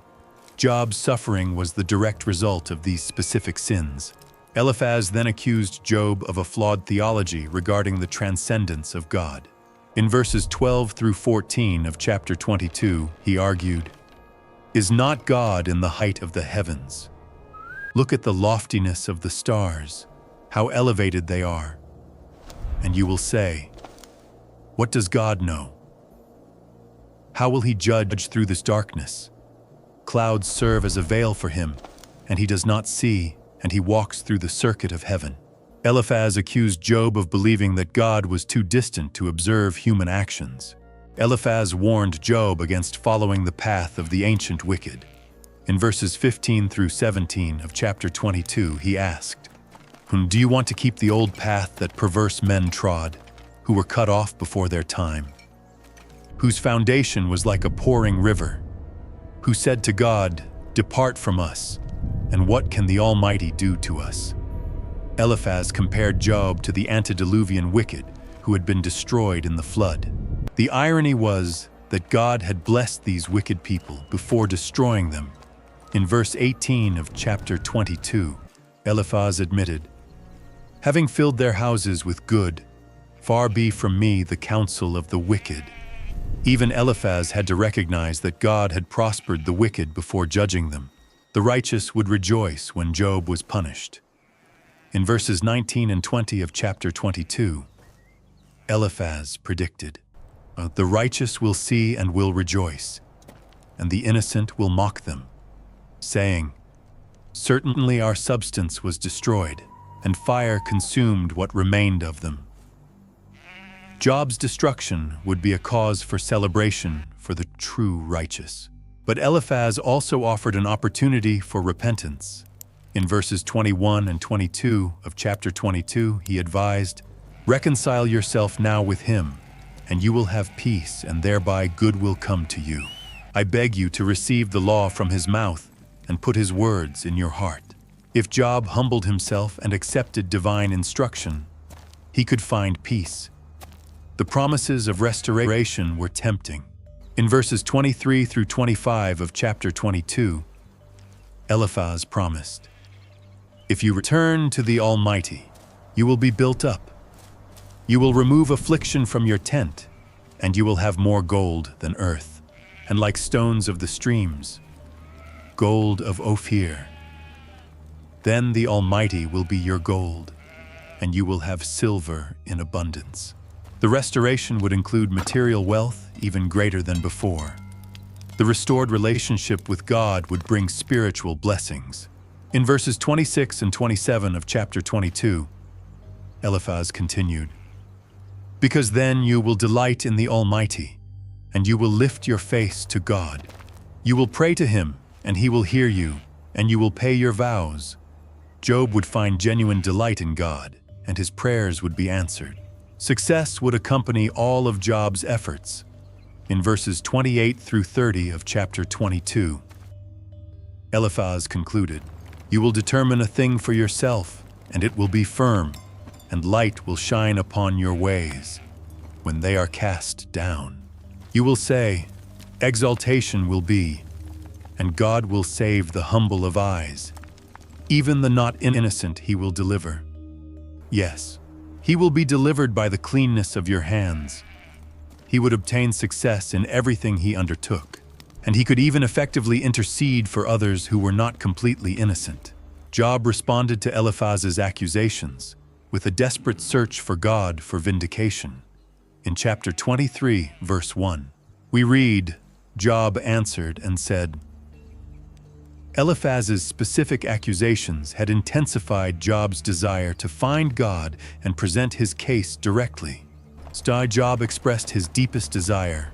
In verses 2 and 3 of chapter 23, he confessed, "Today also I will speak with bitterness, but my sore is heavier than my groan. Oh, if only I knew where to find him, I would go even to his seat." Job's suffering was even deeper than his groans could express, and his only hope was to find God. Job had confidence in his case. In verse 4 of chapter 23, he declared, "I would order my judgment before him and fill my mouth with arguments." Job believed that if he could present his case fully before God, he would be vindicated. Job wanted to hear God's response. In verse 5 of chapter 23, he expressed, I would know the words he would answer me, and would understand what he would say to me." Job did not fear the divine response. He wanted to understand it. Job did not believe that God would use brute power against him. In verse 6 of chapter 23, he reasoned, "Would he contend with me with greatness of force? No, rather he would attend to me." Job had faith that God would listen to his arguments with justice instead of simply overwhelming him with power. In God's presence, Job believed that truth would prevail. In verse 7 of chapter 23, he declared, "There the righteous would reason with him, and I would be delivered forever from my judge." Job was convinced that a fair hearing would result in his permanent vindication. But the problem was that Job could not find God. In verses 8 and 9 of chapter 23, he lamented, "Behold, I go to the east, and I do not find him, and to the west, and I do not perceive him. If he shows his work to the north, I do not see him. At noon he will hide, and I will not see him." Job had searched for God in all directions, but God remained hidden from him. Despite not being able to find God, Job had an unshakable confidence. In verse 10 of chapter 23, he declared, "But he knows my way. He will test me, and I will come forth like gold." Job believed that even though he could not see God, God saw him and knew his integrity. The testing process would purify him like refined gold. Job had been consistent in his obedience. In verses 11 and 12 of chapter 23, he affirmed, "My feet have followed his steps. I kept his way and did not turn aside. From the commandment of his lips I never separated. I kept the words of his mouth more than my necessary food." Job had carefully followed the ways of God and had valued divine words more than physical food. But the immutability of God was sometimes terrifying. In verses 13 and 14 of chapter 23, Job reflected, "But he is in one, and who will make him change? His soul desired, and he did. He will complete what he has determined for me, and many things like these are in him." God would fulfill his purposes with Job no matter what Job said or did. This reality filled Job with fear. In verses 15 through 17 of chapter 23, he confessed, "Therefore, I am terrified in his presence. When I consider it, I have fear of him. God has softened my heart, and the Almighty has troubled me, for which I am not cut off before the darkness, nor did he cover my face from obscurity." Job was terrified before the divine power, but he had not yet been completely destroyed by the darkness of his situation. Job continued his struggle with the problem of evil and divine apparent inaction in the face of injustice. In chapter 24, verse 1, he asked, "Since the times are not hidden from the Almighty, why do those who know him not see his days?" Job wondered why God, who knew all times, did not establish specific periods to judge injustice. Job then described the social injustices that occurred without apparent punishment. In verse 2 of chapter 24, he began, "They move the boundaries. They steal the flocks and pasture them." Job had observed how the powerful moved property marks to steal land from the weak. The exploitation of the most vulnerable was systematic. In verses 3 and 4 of chapter 24, Job continued, "They take the donkey of orphans and take the ox of the widow in pledge. They make the needy turn aside from the way, and all the poor of the earth hide. Oppressors took the few possessions of widows and orphans and forced the poor to hide. The poor had to look for food like wild animals." In verses 5 and 6 of chapter 24, Job described, "Behold, like wild donkeys in the desert, they go out to their work, rising early to seek sustenance. The desert gives them bread. In the field they reap their pasture, and the wicked harvest the vineyards of others. The poor had to work on lands that did not belong to them, seeking to survive like animals in the desert. Nakedness and hunger were constant companions of the oppressed." In verses 7 through 10 of chapter 24, Job related, "They make the naked sleep without clothing, and that they have no covering against the cold. With the rains of the mountains, they get wet and embrace the rocks for lack of shelter. They snatch the orphan from the breast and take the pledge from over the poor. They make the naked go about without clothing and take the sheaves from the hungry. Oppressors left people without clothes or food, and even separated children from their mothers. Even while producing wealth for others, workers suffered." In verses 11 and 12 of chapter 24, Job observed, "Between their walls they squeeze oil, tread wine presses and die of thirst. From the city men groan, and the souls of the wounded cry out. But God does not put a hindrance. Workers produced oil and wine for the rich, while they themselves died of thirst, and their cries of agony apparently did not move God to act." Job identified 3 specific types of wicked people who operated in the dark. In verses 13 through 17 of chapter 24, he described, "They are those who, rebels against the light, never knew its ways, nor stayed in its paths.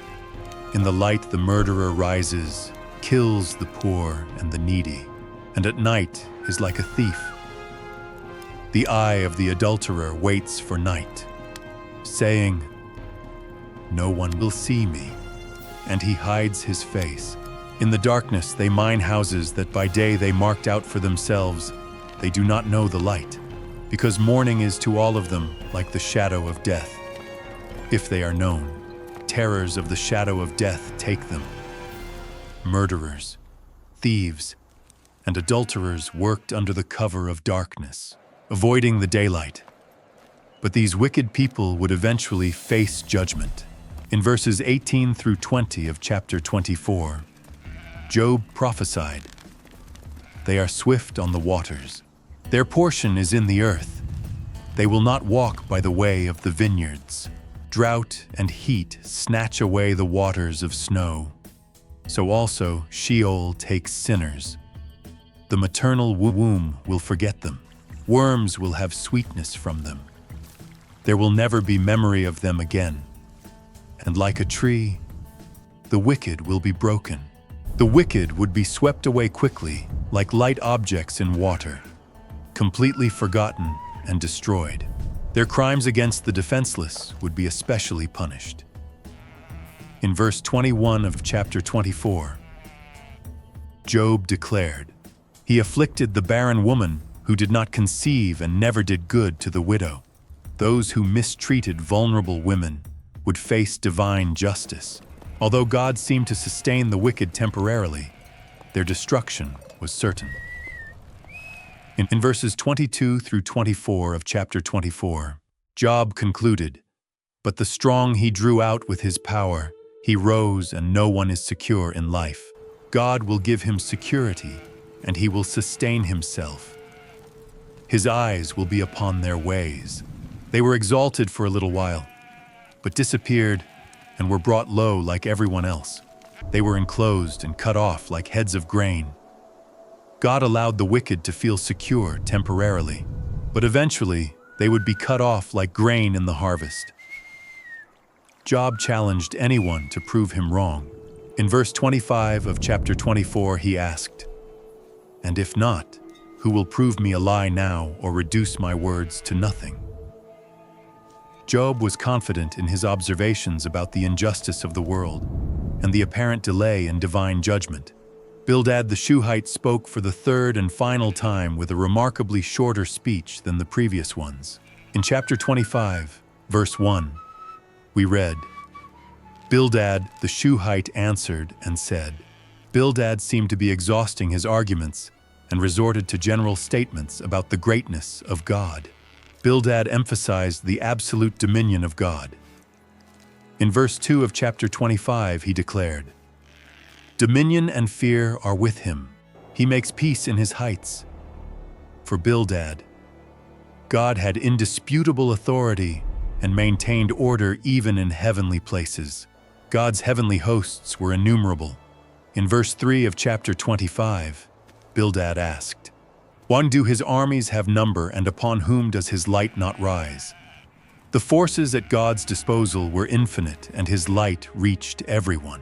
The fundamental question for Bildad was, how could any human be righteous before God? In verse 4 of chapter 25, he questioned, "To how then can man be justified with God, and how can he who is born of woman be clean?"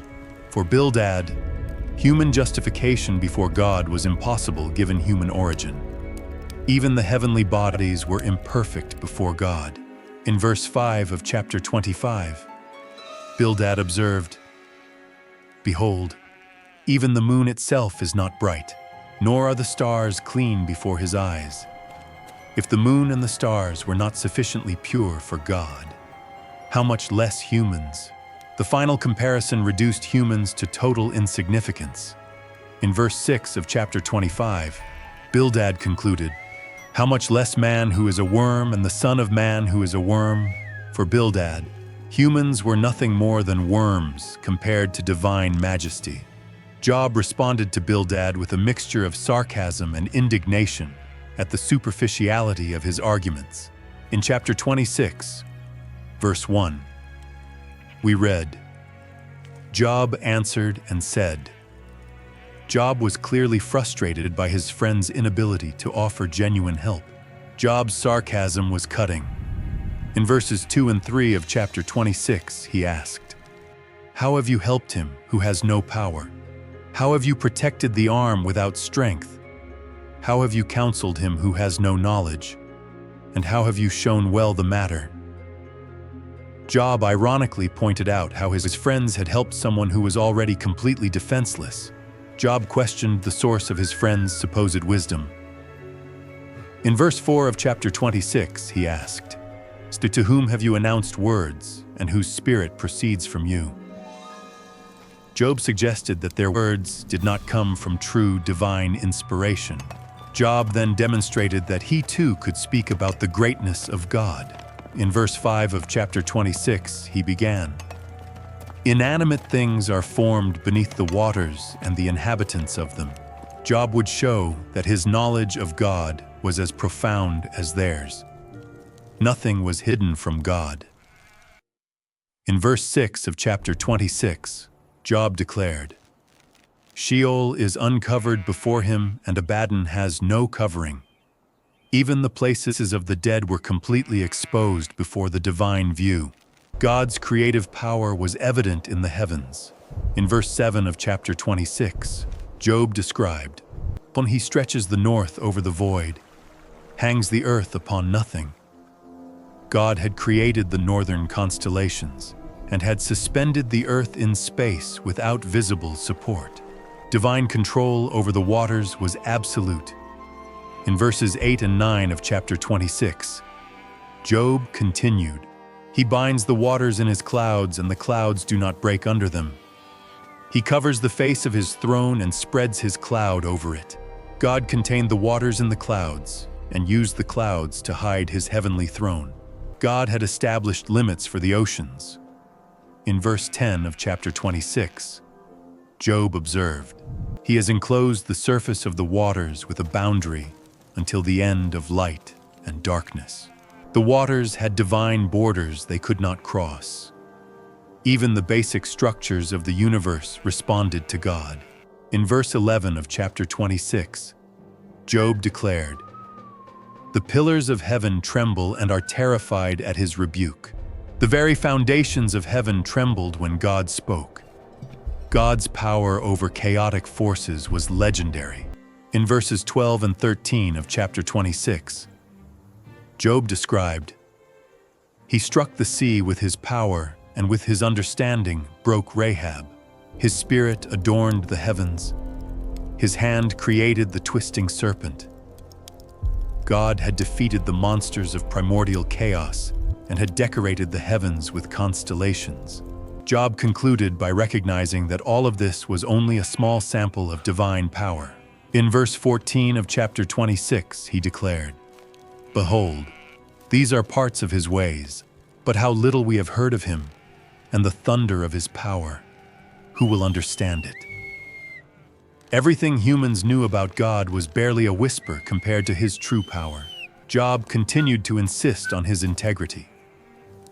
In chapter 27, verse 1, we read, Job continued and resumed his speech. Job was not finished answering his friends. Job made a solemn oath regarding his integrity. In verses 2 through 4 of chapter 27, he declared, "As God lives, who has taken away my right, and the Almighty, who has embittered my soul, that all the time my soul is in me and the breath of God is in my nostrils, my lips will not speak iniquity, nor will my tongue pronounce deceit."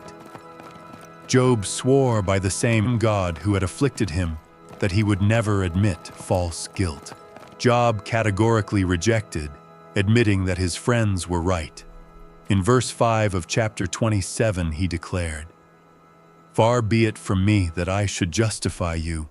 Until I die, I will not remove my integrity from me."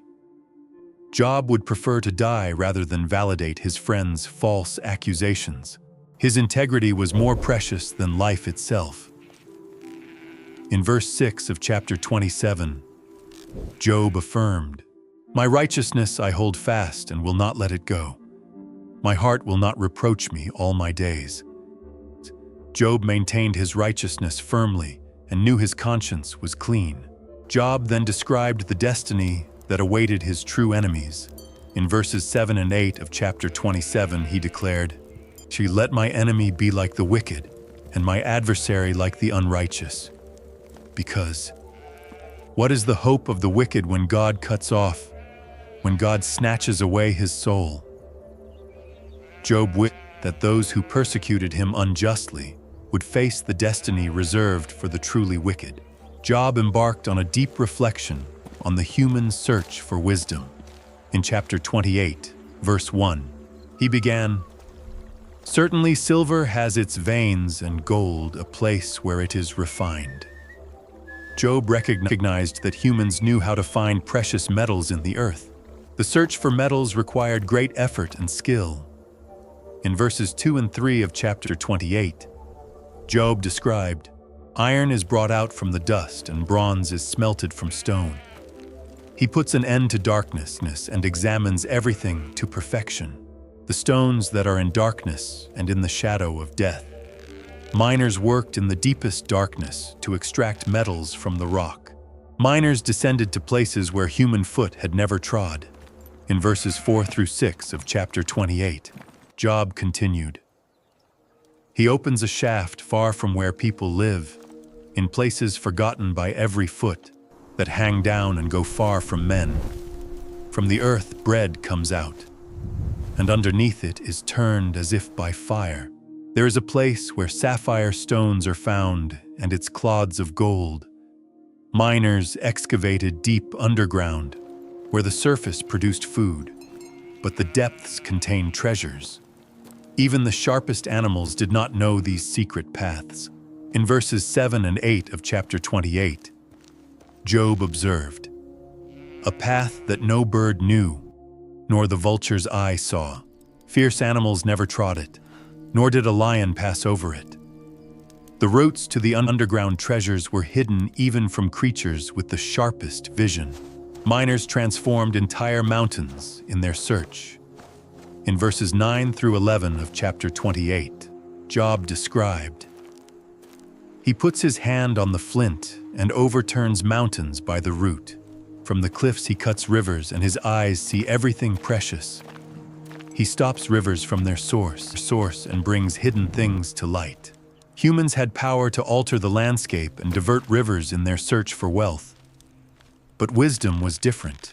In verse 12 of chapter 28, Job asked, "Moreover, where will wisdom be found? And where is the place of intelligence? Unlike precious metals, true wisdom did not have a known physical location. Humans did not know the real value of wisdom." In verse 13 of chapter 28, Job declared, "Man does not know its esteem, nor is it found in the land of the living." Humans did not understand the true value of wisdom and could not find it in the world of the living. Even the depths of the ocean did not contain wisdom. In verses 14 and 15 of chapter 28, Job explained, "The abyss says, 'It is not in me,' and the sea said, 'Nor is it with me.' It will not be given for gold, nor will its price be weighed in silver. Wisdom could not be bought with the most precious metals. No earthly wealth could acquire wisdom." In verses 16 through 19 of chapter 28, Job listed, "It cannot be valued with gold of Ophir, nor with precious onyx, nor with sapphire. Gold will not equal it, nor crystal, nor will it be exchanged for jewels of fine gold. Mention will not be made of coral or pearls. Wisdom is better than precious stones. Topaz of Ethiopia will not equal it. It will not be valued with fine gold. All known precious stones and metals were inadequate to buy wisdom. The source of wisdom remained mysterious." In verses 20 and 21 of chapter 28, Job asked, "From where, then, will wisdom come? And where is the place of intelligence? Because it is hidden from the eyes of every living thing and is hidden from every bird of heaven. Wisdom was hidden from all living creatures. Even death and destruction had only heard rumors of wisdom." In verse 22 of chapter 28, Job related, "Abaddon and death said, 'Could we have heard its fame with our ears?' The places of destruction had only an auditory knowledge of wisdom. Only God knew the way to wisdom."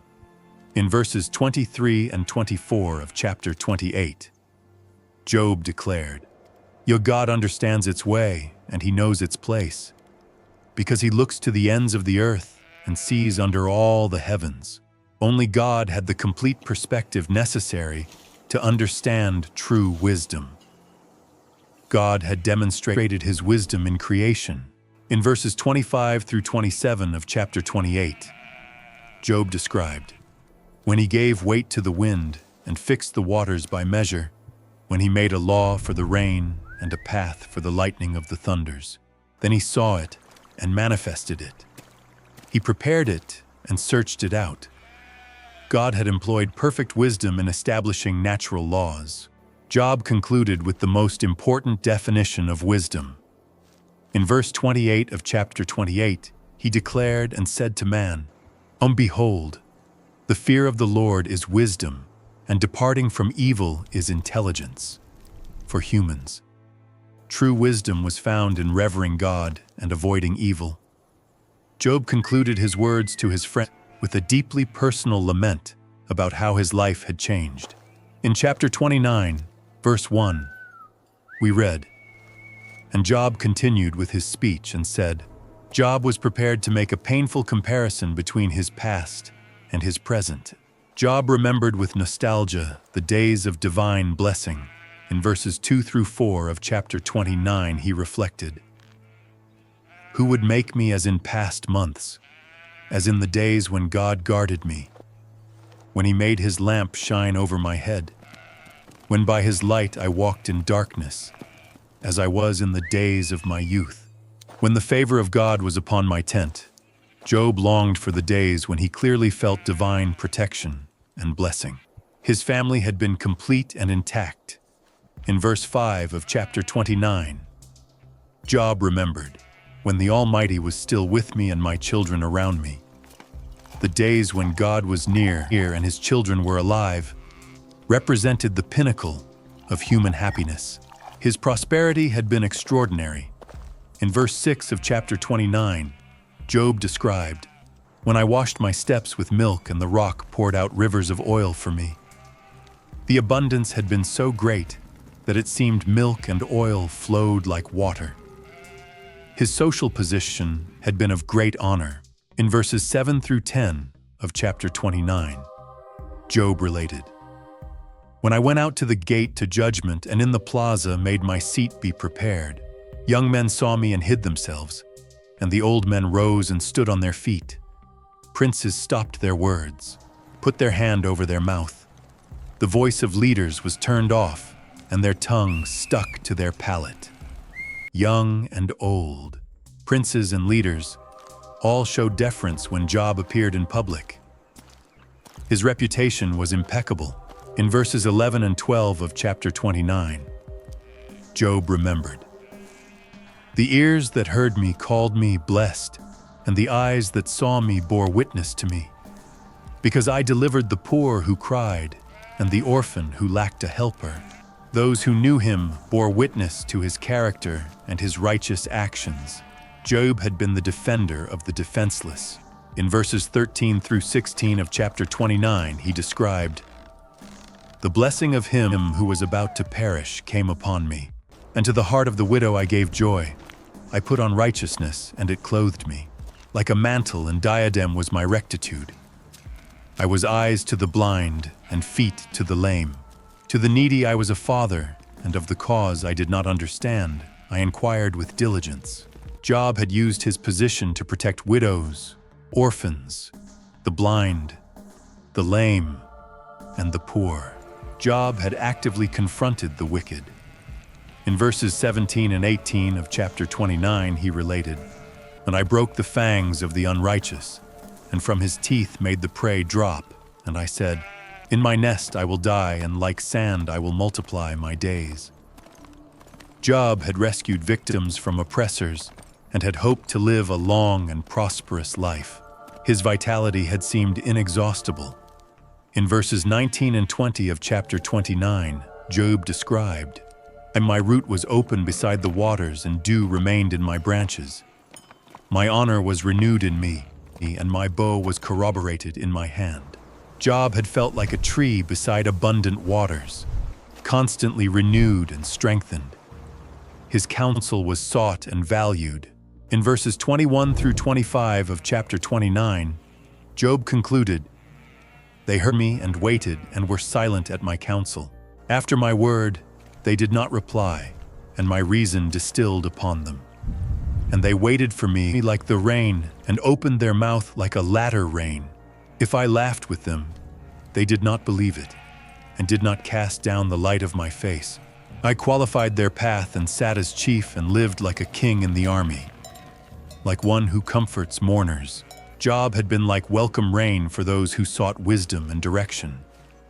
A young man named Elihu had been listening to the entire debate without speaking.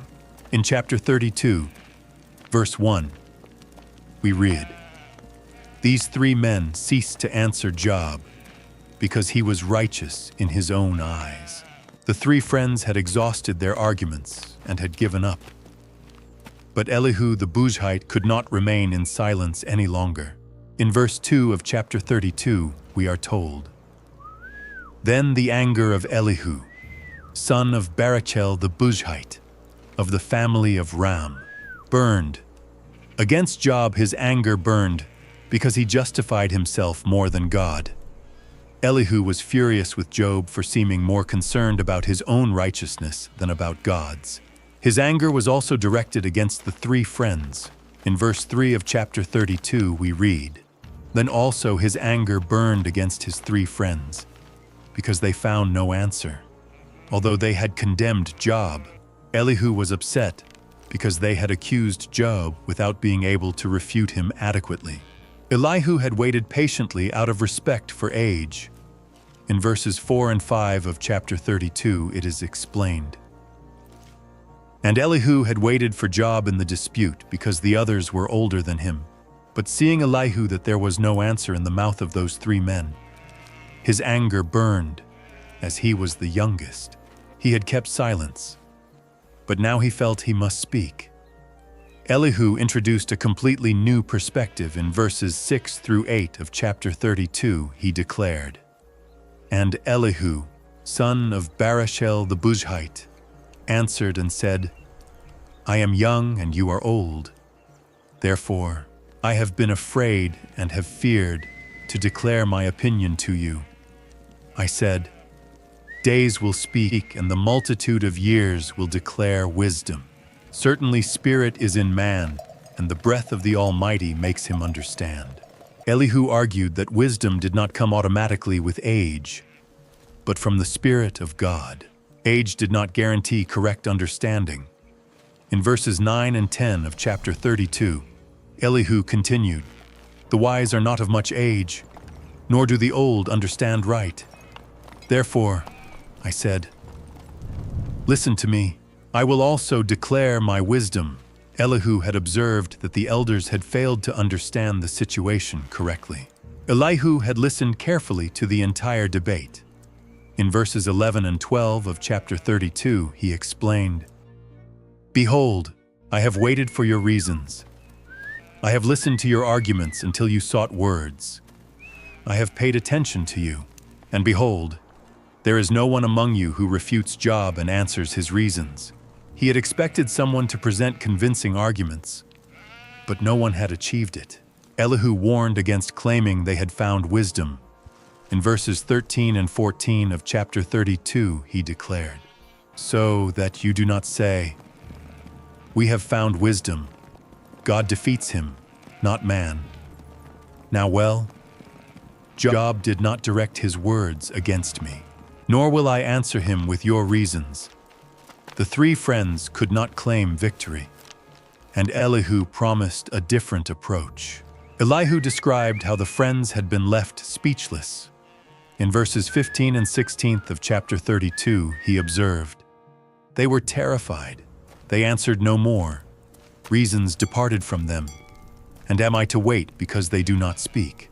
Because they stand there and answer no more?" The three friends had been completely silenced. Elihu felt an internal compulsion to speak.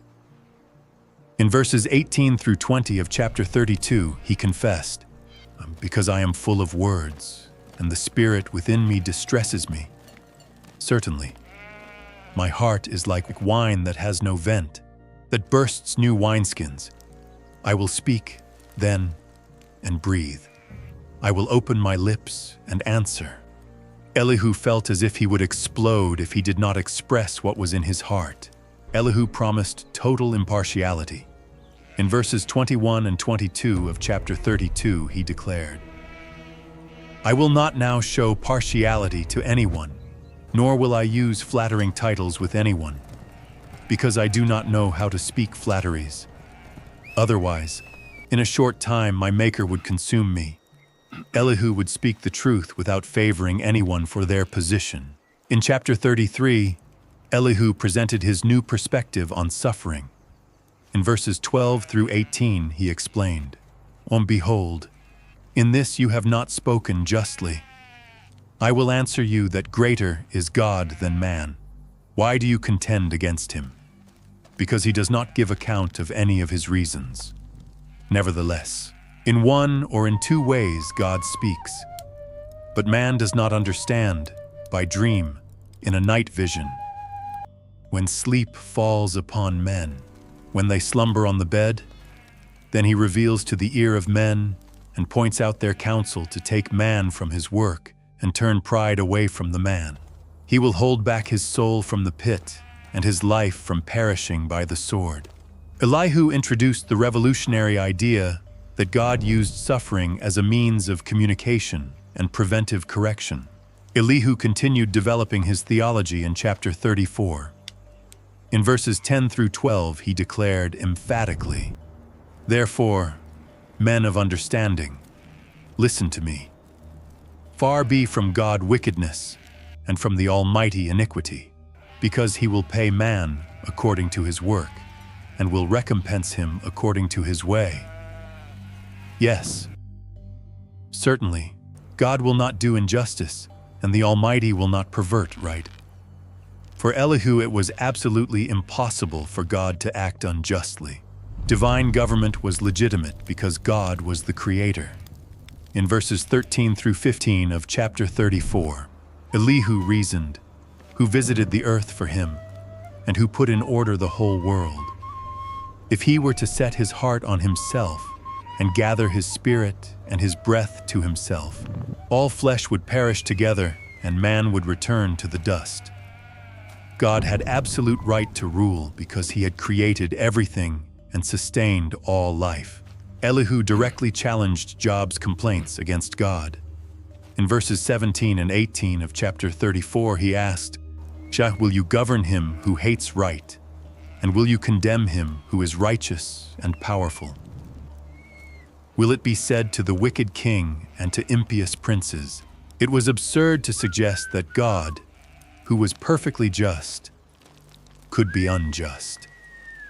In chapter 35, Elihu corrected Job's perspective on benefiting God. In verses 6 through 8, he explained, If you sin, what have you done against him?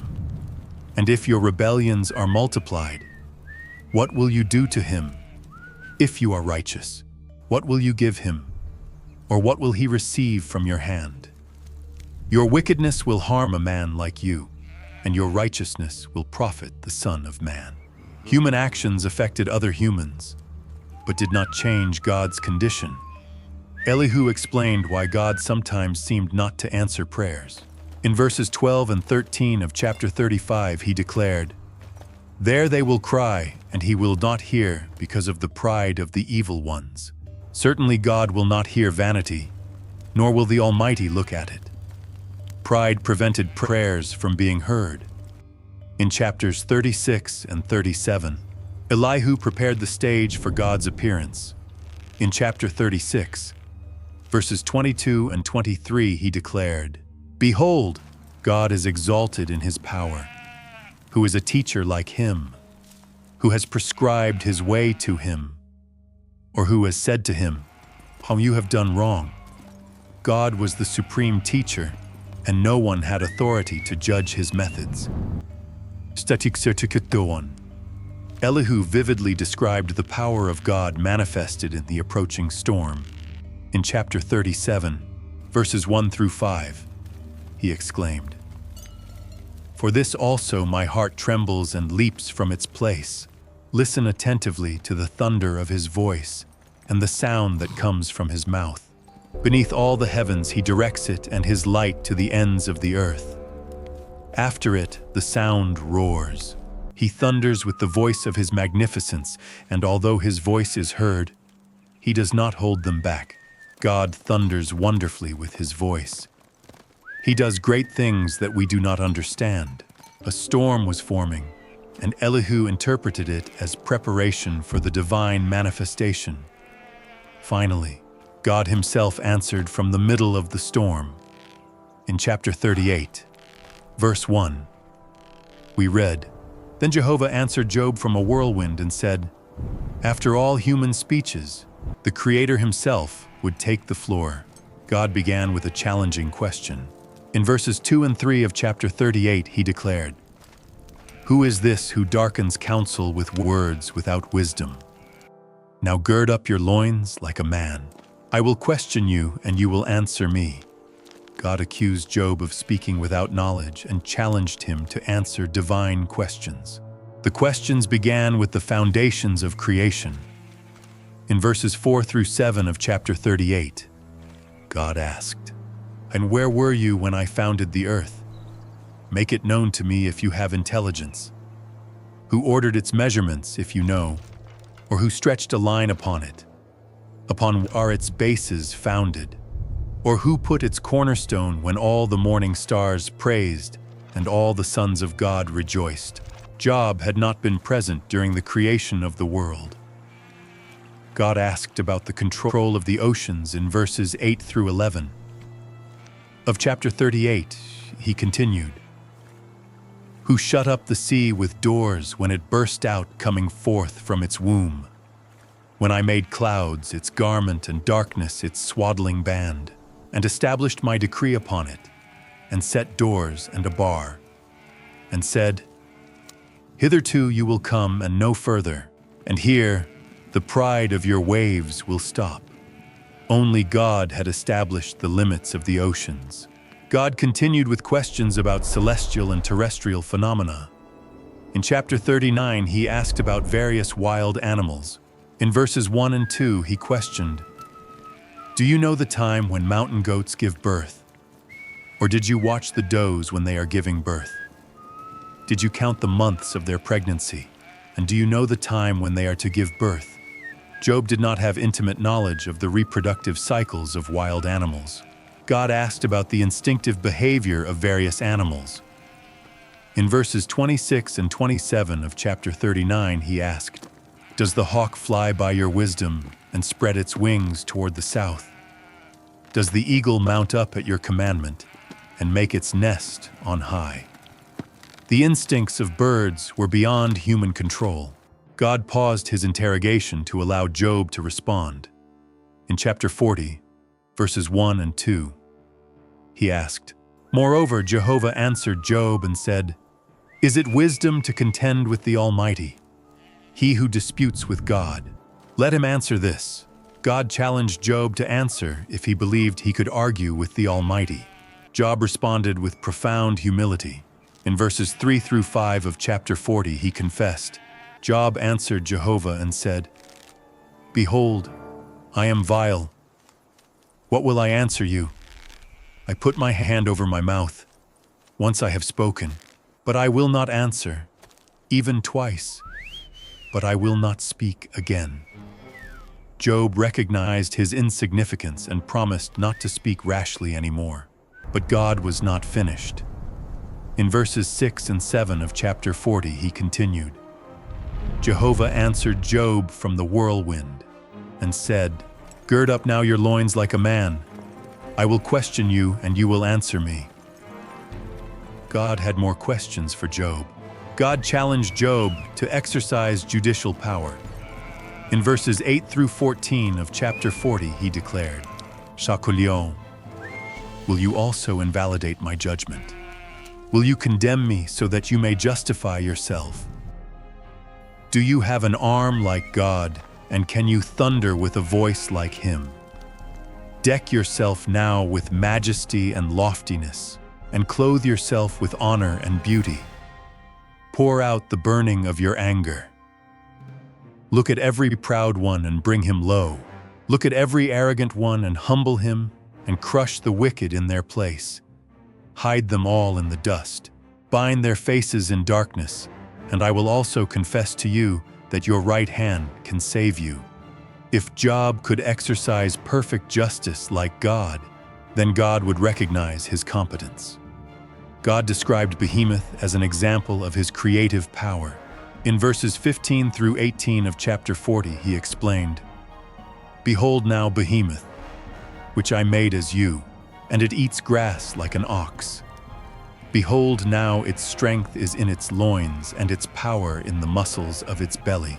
It moves its tail like a cedar, and the sinews of its genitals are intertwined. Its bones are strong like bronze, and its limbs like bars of iron." This massive creature demonstrated divine creative power. In chapter 41, God described Leviathan as a symbol of his supreme power. In verses 1 through 4, he asked, Will you draw out Leviathan with a hook or with a cord that you put down on its tongue? Will you put a hook in its nose and pierce its jaw with a thorn? Will it multiply supplications to you? Will it speak flattering words to you? This creature was completely indomitable by human means. Leviathan could not be domesticated.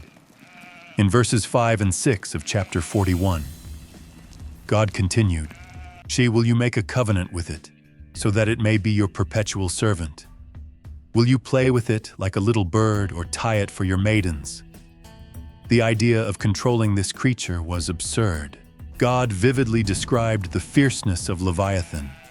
In verses 18 through 21 of chapter 41, he declared, "Out of its sneezes a light is kindled, and its eyes are like the eyelids of the dawn. Out of its mouth go burning torches. Sparks of fire shoot out.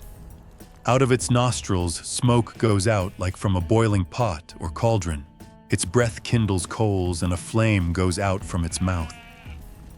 This poetic description emphasized the terrible power of the creature. The conclusion was inevitable.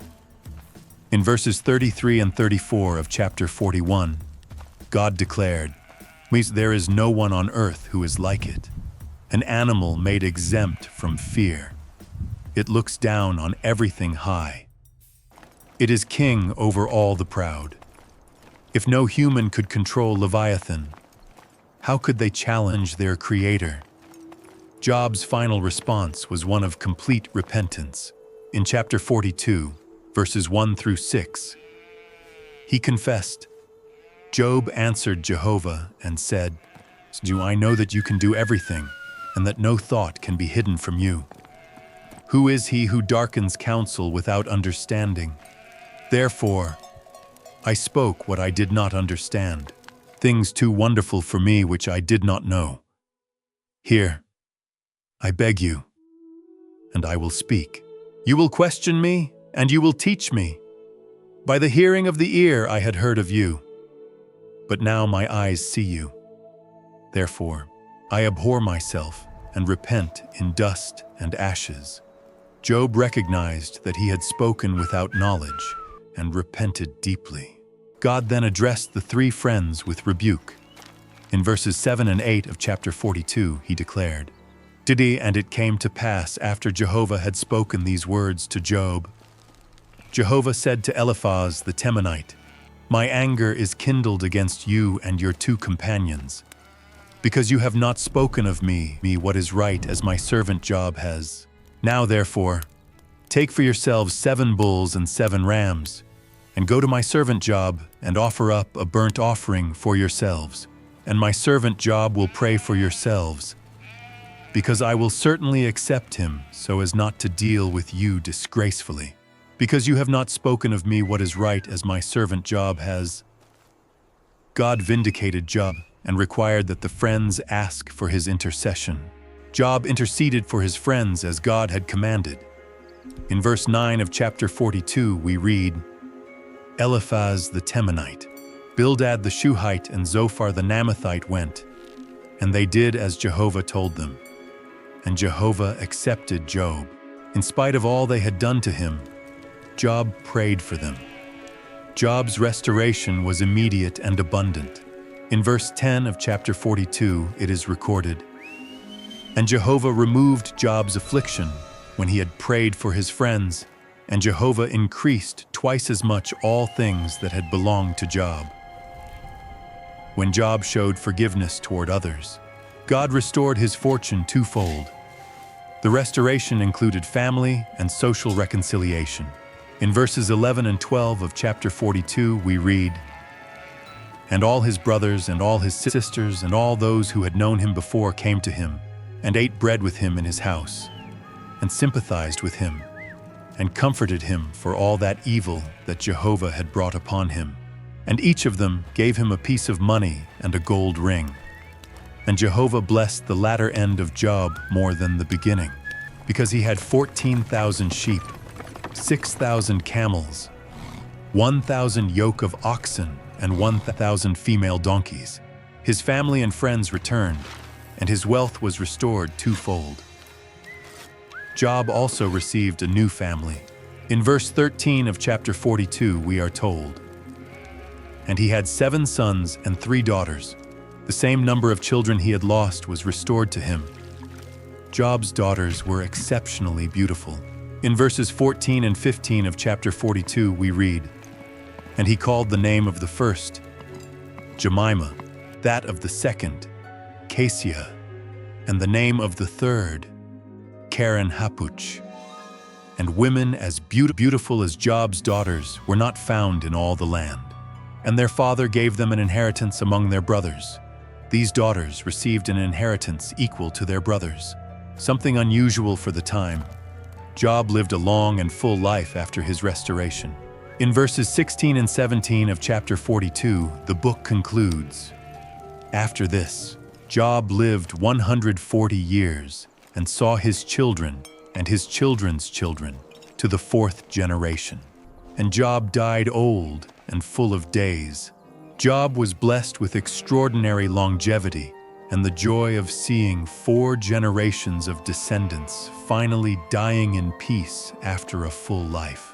And thus we arrive at the end of this extraordinary journey through the life of Job, a man who faced the greatest trial of faith ever recorded in human history.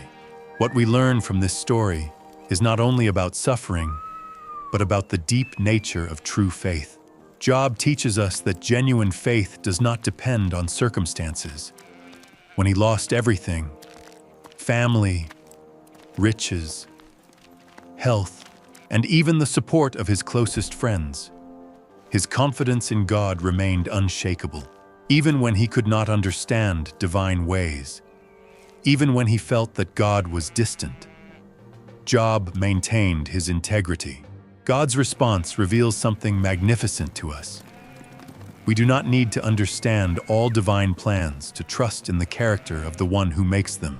God did not explain the why of his suffering to Job, but he showed his infinite greatness, power, and wisdom, and that was enough.